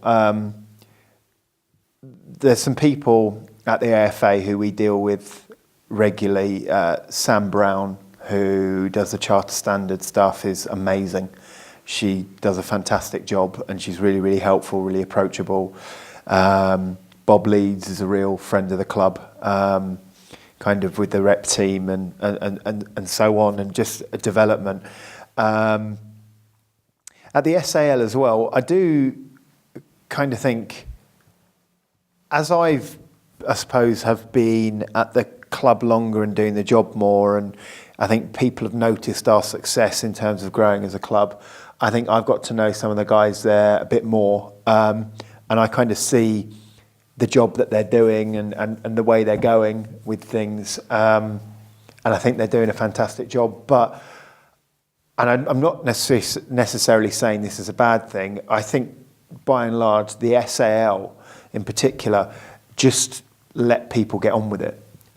Which, as a league, do you really need people? Do you need to be in people's faces telling them what to do? There is support there, and there are, I suppose, they're always looking to change things up and improve the experience. And react to the world we live in today, because I do think, because clubs are old, historical institutions, a lot of the people that sit on the committees of these clubs are a bit set in their ways. So almost good old boy network kind of thing, or not as bad as it? Well, just a little bit of a harking back to the good old days. I mean, I remember going to the SAO AGM on which the vote on rolling subs was taken. And just the sheer volume and disgust of some of the clubs, some of the people there, how could we're changing the face of football. And I actually remember Bob Leeds standing up and saying, we don't have to do it. But then someone else saying, yeah, but other teams can do it. It's kind of... I can make your mind up. I do kind of think there is a bit of a fixed mindset, which the guys at the SAL and the AFA are maybe trying to battle against a little bit, because maybe there is a little bit of a view that any form of change is immediately bad. And I'm not saying everything they propose is correct and the right thing to do, but I think we should actually, if we don't adapt, clubs are folding. If you think kind of in the last 2 years, I think we've lost Old Lap Marians, who had a lovely facility. We especially kind of knew at Ibis. We especially kind of knew about the Old Latamarians thing, but there were a few issues within that, but it's kind of settled down. But there were a few kind of teething problems. Could there have, maybe, if kind of we look at the problems of why clubs are folding and why people are not wanting to play football that we discussed earlier, if we can arrest that and we can change that and we can make the experience better by doing fairly simple things, why would we not do that? Why would we have kind of really dogged view, well, this is how it's always been, ways of doing things? There are things, I think, which make the SA and the AFA really special. So, for instance, the post-match hospitality thing, I think, is brilliant. I really enjoy. I think the ideal of you play at the right level, because it is unfair. If you're in the 7th 11 and you're playing against someone who should be in the first 11, it's not fair. Yeah. And I think, although some clubs have trouble with that, a lot of clubs do things the right way. I think these are things that we should protect. Me personally, a personal view, I'm not a fan of regionalisation. I think part of the best fun you have as a Saturday footballer is the long journeys where you get the train, and I think our 10th 11 who play in the southern section are loving it. Particularly being in North London, all the good pitches are in the south. And kind of... So you go with HSBC. I've heard the legend of Bank of England. Yeah. Never played there, heard the legend. But HSBC. HSBC, Bank of England, Lloyd's, TSB's old pitch down there. Old Wilsonians, lovely pitch. Yeah. Unless you got put up on the hill where the playground is. Yeah. Even that's not too bad. It is, but it's... I think as well, and I mean, I can't speak for other North London clubs, but I imagine, talking to some of the captains of the regionalised teams, they probably get sick of playing teams all the time. If you've got two teams of one club in the same division, so you could only have, 4 or 5 actual clubs in that division,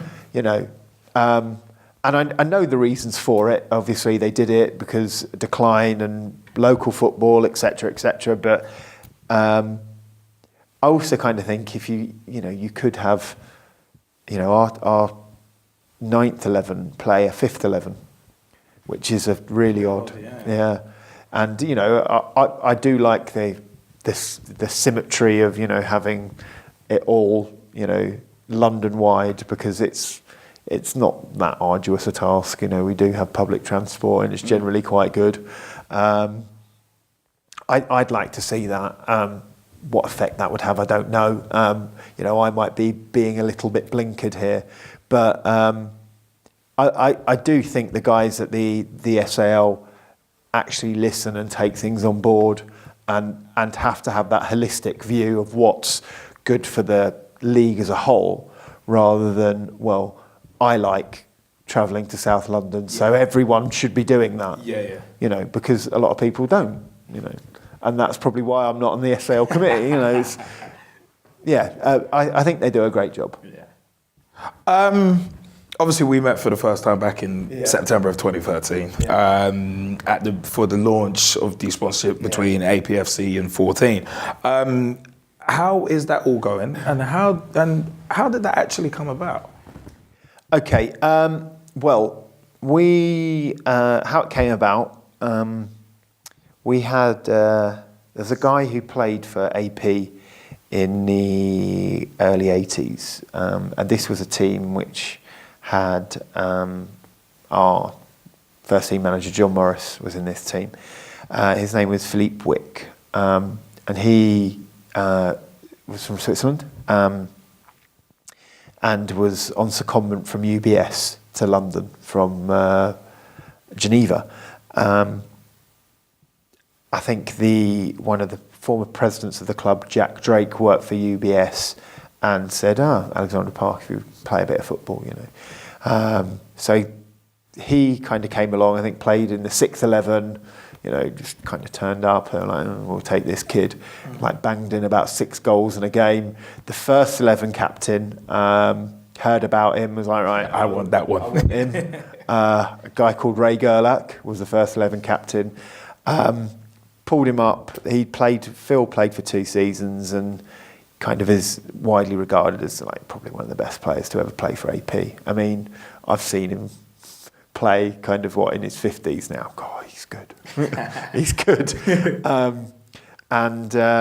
So him and Ray have lifelong friends, have remained so, and meet up, families, Ray goes to Geneva, Phil comes to London, and Phil had a very successful career in banking, and kind of through his interest in football, got to know Christian Carambeau, and also a former Italian footballer called Andrea Pacciao, who the three of them got together and decided to launch a sportswear company, 14.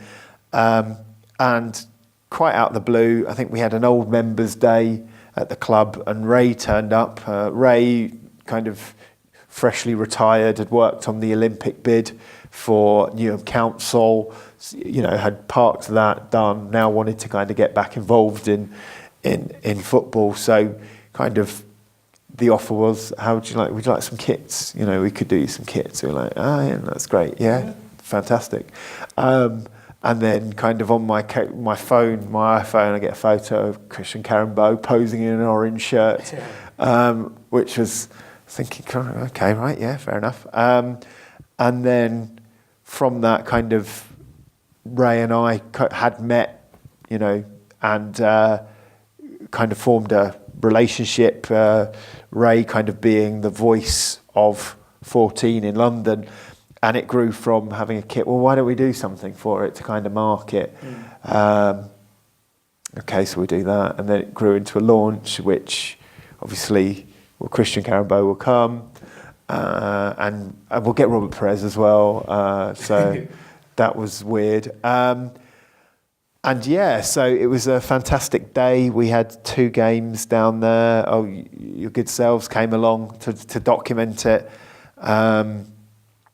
yeah, it was brilliant. It showed the club in a really wonderful light, and everyone talks about what a fantastic day it was. Where it's gone from there, I mean, 14 are fantastic. They still support us. Obviously after the most generous donation ever, they support us with really kind of cost kit essentially, equipment, etc.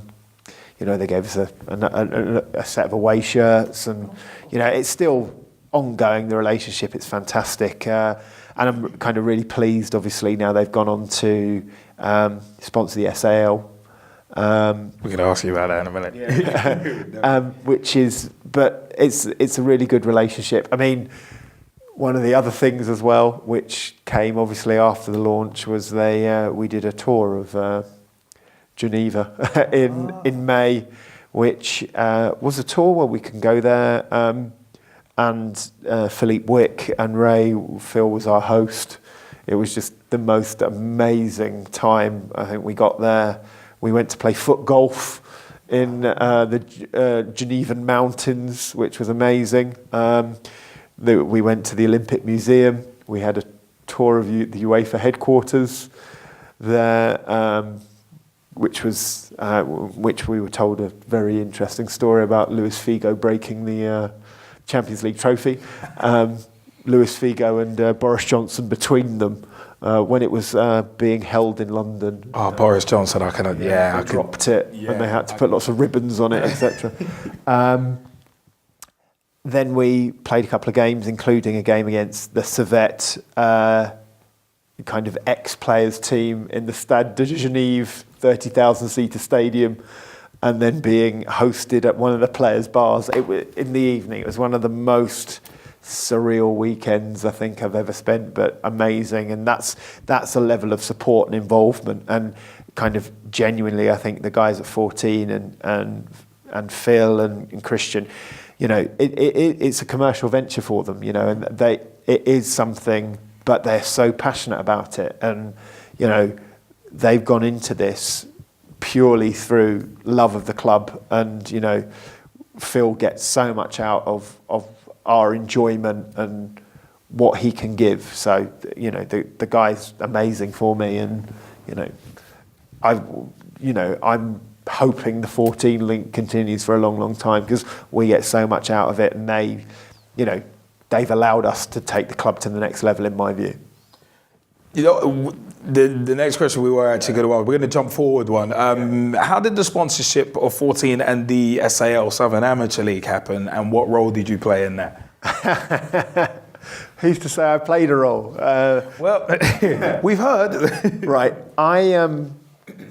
When we were in Geneva, after our game, it was the Champions League final, FA Cup day, because they were on the same day, weren't they? Yeah. So we were in this bar in Geneva watching it, and I was stood there with Phil, and we were talking about things, and I think he kind of, Phil and Ray, mentioned about, wanting to kind of grow in London, in Britain, and how he'd be interested in, or the company would be interested in, looking to grow and help the, maybe sponsor the league. And I can't remember how or where, but I just mentioned it to Jonathan Lees, who's the treasurer of the SAL. And we were able to kind of set up a meeting between... I was kind of there for introductions. Ray, obviously, for 14. Martin Barlow, the sponsorship secretary, and Jonathan Lees from the SAL. So, yeah, I was there, was able to I suppose, was there from the 14 side of things, what can they offer, what they offered us as a club, what have they given us? And then they did that, and then, the sponsorship came out. It all went a bit quiet. Obviously, it went, they got on with it, and then all of a sudden it was like, oh yeah, cool, right, now they're sponsoring. Because it was taken over from Glemnet, wasn't it? Yeah.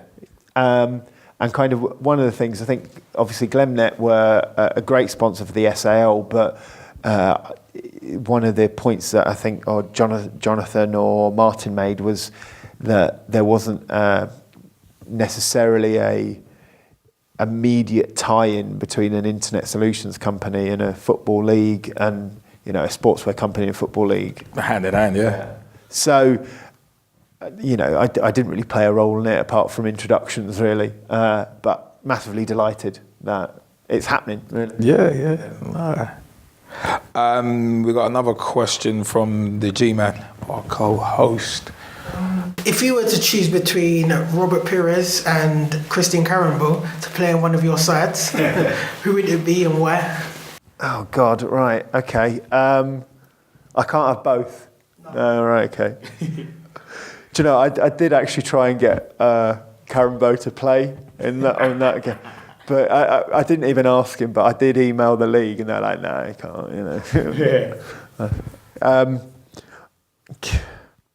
Do you know, they're both fantastic footballers, but I'd go for Carambo, I think, because, you know, as a deep-lying midfielder, you know, I'm a centre-back, so I immediately prefer defensive players, and, you know, seeing him cleaning people out, you know, he was one of those kind of deep-lying players who, you know, was great on the ball, you know, kind of could pick a pass, but did things easy, you know, and I love footballers like that. You know, Perez was a fantastic footballer too, but, you know, I'm the type of person that if someone does a step over, I'm like, no Hollywood football, and, you know, I'd much prefer someone to smash the ball into touch. Yeah. They'll get a clap from me rather than do a step over. I'm 100% with you on that one. If in doubt, get it out. Carambo, for his ability to,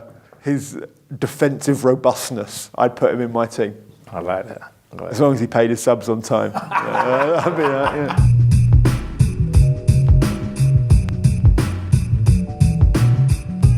Name that team. We'll give you the name of a ground, past or present, and all you have to do is name the team that plays or played there. So, for example, Main Road, you'd say Manchester City. And you've got 60 seconds to get as many as you can. Start with Turf Moor. Burnley. Vicarage Road. Watford. Old Trafford. Manchester United. Roots Hall. Southend. King Power Stadium. Leicester City. Pride Park. Derby. Main Road. Man City. Goodison Park. Everton. Elland Road. Leeds. The Lamex Stadium. Oh, no. I don't know, pass. No, Stevenage. Stadium MK. MK Dons. The Valley. Charlton. Brisbane Road. Leyton Orient. Loftus Road. QPR. Oakwell. Barnsley. Valley Parade. Bradford. Anfield. Liverpool. Highbury. Arsenal. Griffin Park. Brentford. Hillsborough.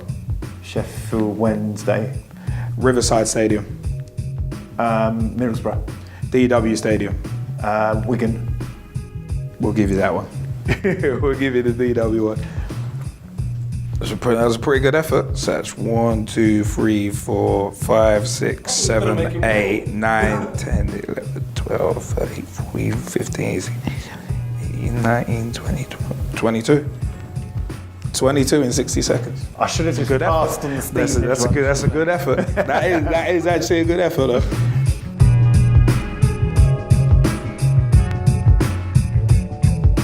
The future and other disciplines. Yeah. From Big T, aka Thomas Hewitt, via email.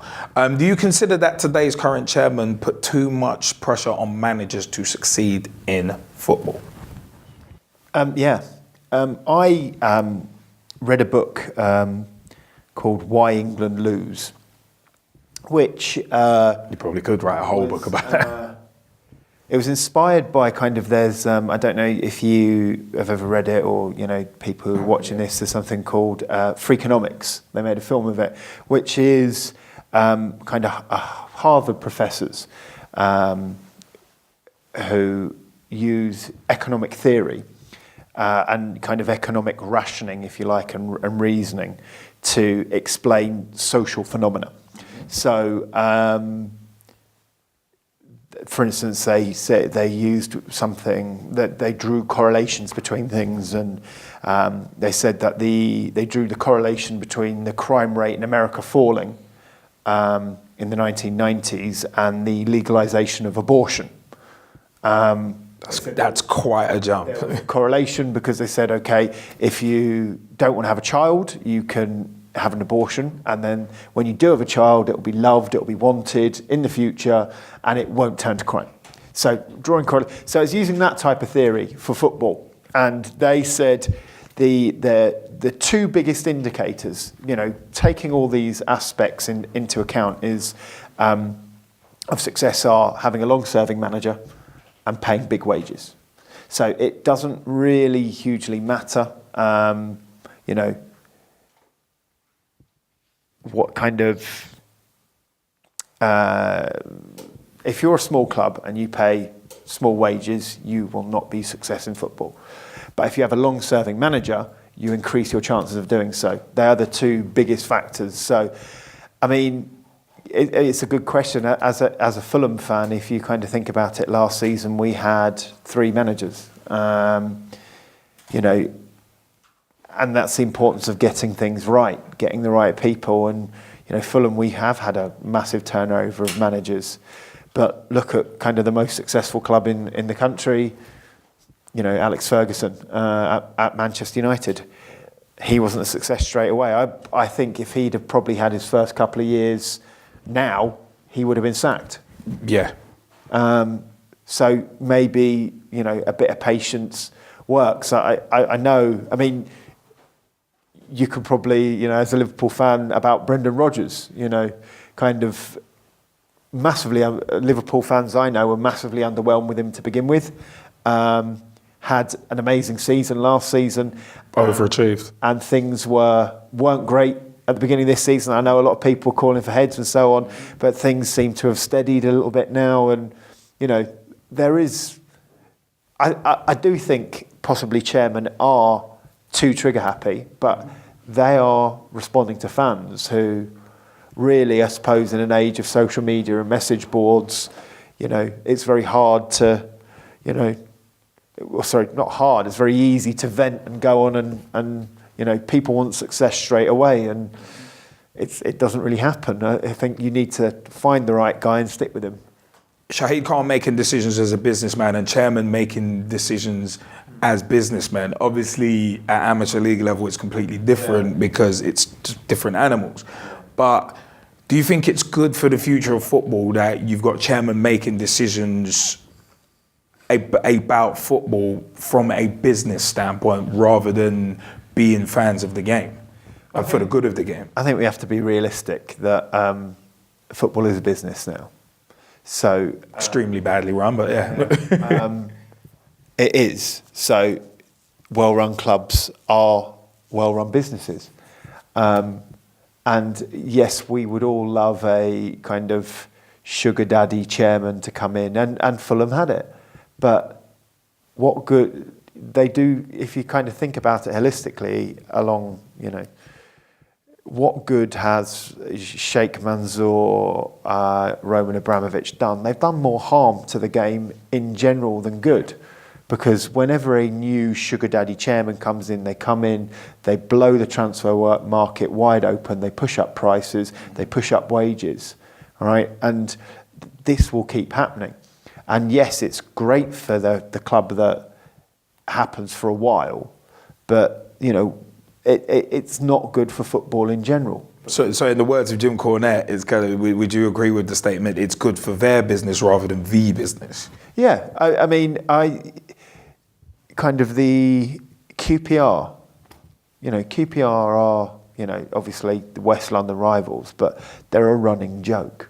That's not a well-run business, but look at someone like Everton. That's a well-run club, who turn a profit. They spend what they can afford. Yeah. And I have far more respect for clubs like, I like a club like that who kind of just do the right thing like that. They are what they are. They get on with Swansea, similar, and the thing is, why should, I'm trying to be rational here, but why should you chuck good money after bad just because you're the chairman of a football club? Why should you put your own money into something? Football clubs should be able to exist and should be self-sufficient, because we will have more clubs falling apart if they outstretch their means. And for me, football clubs should be run as a business, because otherwise people chucking around the cash it's to the detriment of the game. But what do you think of financial fair play then? Because obviously with you supporting a Sky Bet Championship club, in the Football League they've got financial fair play. Yeah. But in the Premier League they can never agree to it, and they probably never will, because greed runs rife at the top. We know that much. What is your view on financial fair play? Do you think it's a good thing for the future of football then?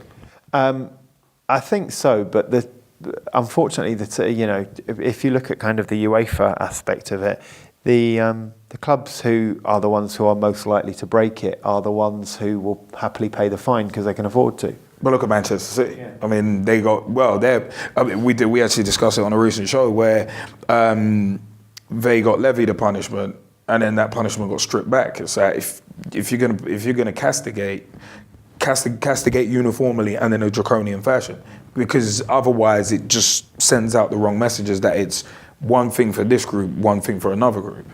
It's a fairly blunt tool. It's a bit like if UEFA were serious about it, they'd do something. It's like racism in football. Why aren't we? So if your fans racially abuse a player, kick them out of the Champions League. Just immediately, you're gone, and you're banned for 3 years from, competing. Financial fair play, right? You start the season with a 10-point penalty. Mm-hmm. Things like that will actually matter. Yeah. But fining, millionaires, billionaires, hundreds of thousands of pounds, is, it's, like me losing £1, I'll lose £1, that'll be that. It's a drop in the ocean. And unless you actually make it work, you put some bite into it, no one's going to take any notice of it, because it's, what are you going to do? It's risk versus reward. There's very low risk of anything bad actually happening to you by breaking financial fair play rules. So we'll run the risk. The reward outweighs it. Another question from Big T, aka Thomas Hewitt, via email. What are your thoughts on the director of football roles at football clubs? Do you believe that they work, and can they work in future if they don't work now? It's an interesting question. I don't really. I've never really understood what a director of football does. Kind of from my managerial career on Football Manager and Championship Manager back in the day. I haven't. I understand. My understanding of it is a lot of it now has gone from being a manager where you do everything. A lot of clubs that have chief executives now who negotiate the transfers and handle the contracts. You've got coaching staff. I don't really know what a director of football does. That's something. Are they kind of a more senior person that the manager can lend an ear to, or speak to about things? Are they the ones who recruit the players? I think there's kind of quite a few clubs of that where you hear maybe the manager isn't getting the players that he wants. They're being foisted upon him. For me, a director of football role, I need to know what it is. Yeah. I don't really know what it is. A manager, what a manager does. A fitness coach, what a fitness coach does. A physio, but I can't tell you what a director of football does. And if we're kind of doing it in a purely kind of, utilitarian sense, if I don't know what it does, I can't tell you it's really needed. Yeah. So yeah, because I don't know what it is, I don't think it's too important, to be honest. Looking towards the future, what does the future hold for Dave McLoughlin and APFC, and what are your long-term goals? Okay, well, for me, at some point in my life, I would like to be able to afford to buy a house. So that's my aim. That's the dream. It's going to be a long-term one. But in terms of AP, I think I mentioned it earlier, but I'd very much like us to be established as a top division SAL club, which we kind of we could do in the next few seasons. It might take maybe another yo-yo promotion or something, but we could do that. Also, we've improved our facilities. We've had drainage work done.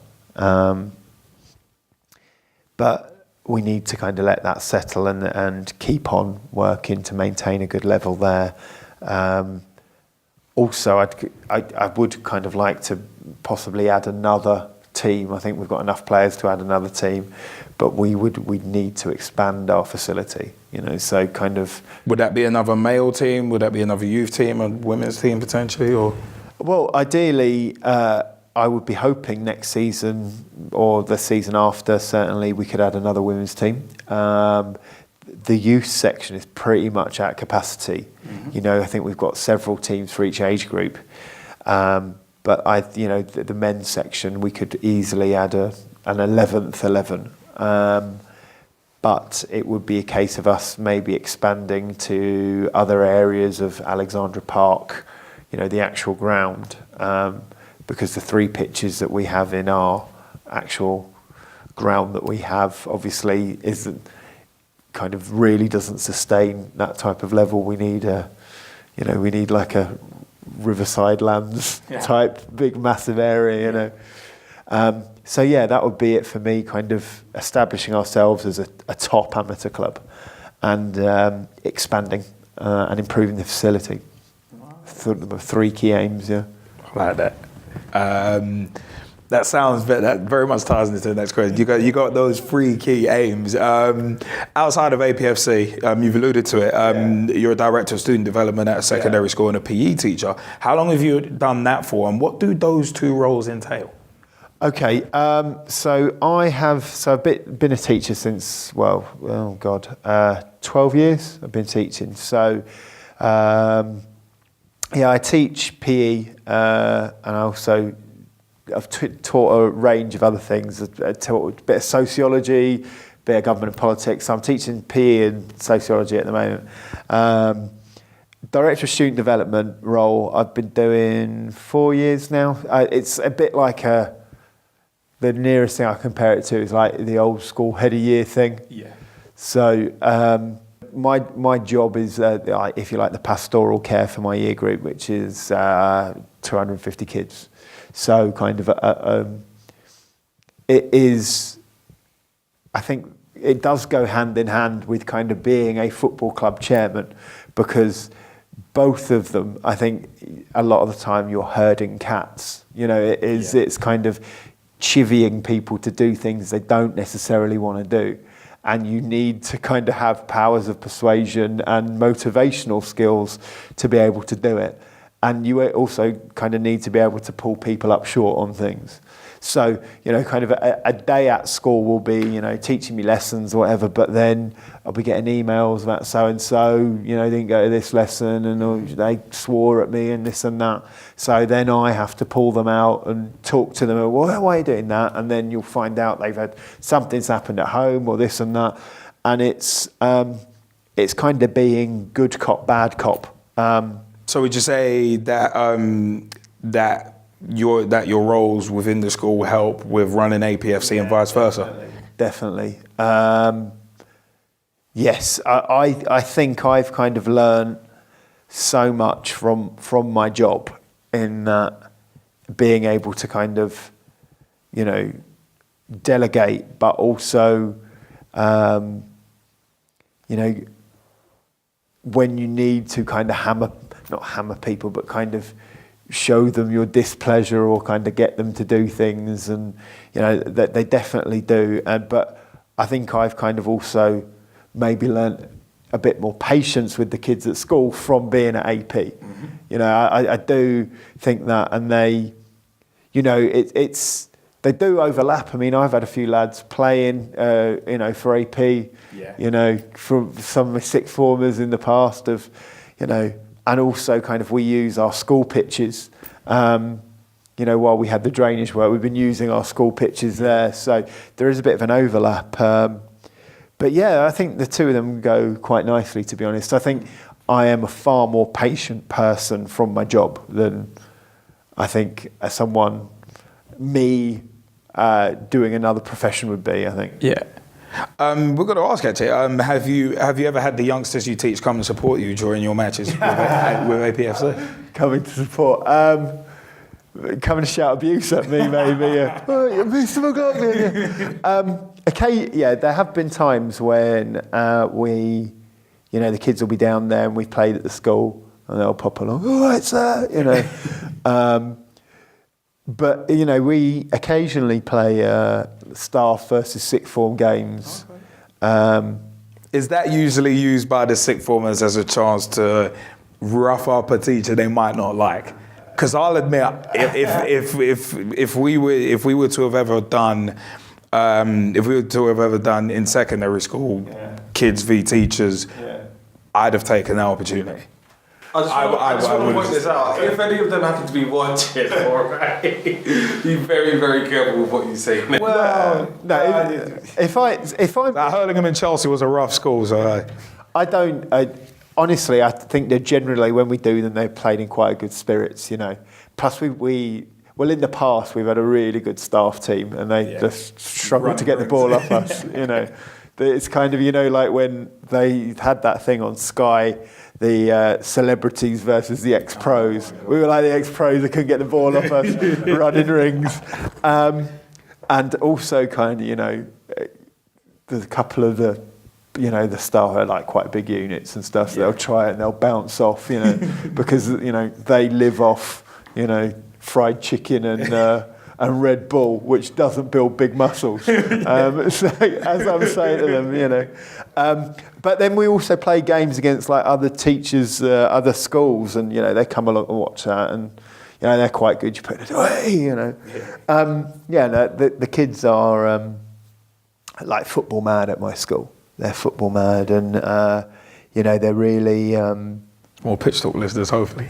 Yeah. Well, no, they will play. They're the type of kids who will be your, you know, I get in at 7, and by 7:30 there's kids out on the AstroTurf playing football, and I leave normally about 5:30, and they're still there playing football, and it's just like, it's brilliant. Because if they're not doing that, they'd be doing something else. They'd find something else to do, and I absolutely love it. Even kind of when you get, you know, the 16, you know, the 15, 16-year-olds. Some of them are, you know, going around with the big coats and, you know, the hats and the leather gloves and stuff, and you just kind of.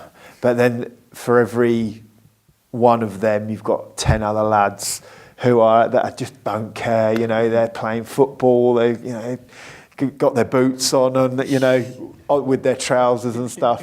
And I think that's really refreshing that kind of they didn't do what I did and kind of fall out of interest in it, you know, because that does happen a lot. And I think maybe we exhaust our kids with football a little bit. But, you know, like my lads are still heavily into their football at the moment. I think they're finding it quite a good pulling technique with the ladies. So... a lot of them need all the help they can get, to be fair. So, you mentioned in terms of the kids, if they weren't playing football, they'd be doing other things. If football didn't exist, what do you think you'd be doing? Oh God, right. Football didn't exist, what would I be doing?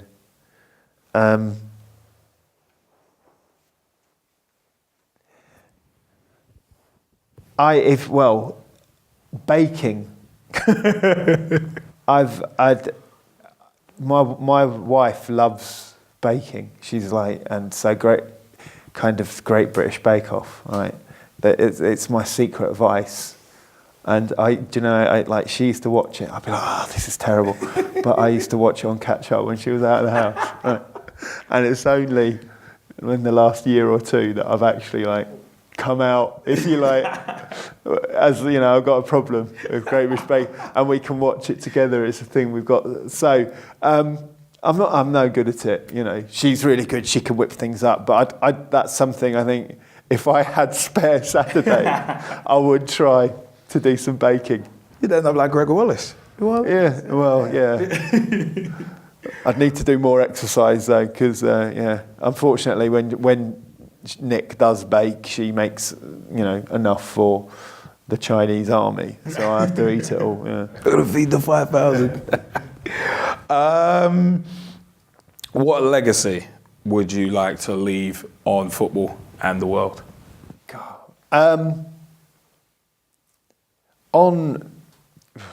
Football. I suppose my legacy would be functional, determined, hard but fair, which I suppose is the way I play football. If we could be remembered as something like that, that'd be great. In the world in general, I think it's more to do with just kind of getting on with it. I think, I always say to the kids at school, my view of God, kind of quite often religion comes up. I say, do you know what, I think of God, I just think God just wants you to be like, it doesn't really care whether you go to church or whatever, or to mosque, and he just wants you to be a good person. Don't harm people, be nice to people, and go out of your way to be nice to people, and the rest falls into place. And I try to do that. I'm sure you could find plenty of people that say no, McLoughlin's an idiot, but that's generally what I try to do.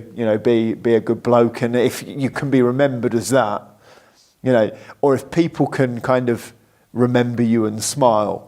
I always think like the best people are those, like teachers at school or kind of people through your life, and you kind of think, oh yeah, about them. You think, you've done something because you've touched someone, in a good way. You've had a positive impact on their life. So, if I could be remembered like that, that would be a legacy worthwhile, I think. Yeah. I was going to ask for any final thoughts or words of wisdom, but that's quite summed up. Yeah, I mean, that's a really good way of encapsulating that. Yeah. Dave? Thank you so much. Absolute pleasure. And people, it's been another fun instalment of Pitch Talk Meets. Remember, the guest tonight has been Mr. Dave McLoughlin, the chairman of Alexandra Park FC. Remember, check them out online. Where can we find APFC online? It's you could just Google Alexandra Park, which is what most people do, or Football Club North London, where we're above Spurs and Arsenal, or www.alexandraparkfc.co.uk. See, there we go, people. Check it out. And remember, support grassroots football. We got to not only save it, but then support it as well. So that was, as I said, we've been sitting down here for another instalment of Pitch Talk Meets. Remember, www.pitch-talk.com is where you can find everything Pitch Talk. Facebook.com/Pitch Talk. Become a fan, become a friend, become a member of the group. Join the footballing revolution we're working so hard to create. MySpace.com/Pitch Talk. pitchtalk.blogspot.co.uk or .com will get you to the blogs as well. YouTube.com/Pitch Talk. Where you're watching this right now is where you can find all the videos. Twitter.com/Pitch Talk or @Pitch Talk on Twitter as well is where you can find us. I have been straight shooting LJA on behalf of myself, Pitch Talk, Jazzy Fizzle, and the G-Man. I'd like to say a big thank you to Mr. Dave McLoughlin for sitting with us, and thank you to all of you for watching. We'll see you next time on Pitch Talk Meets.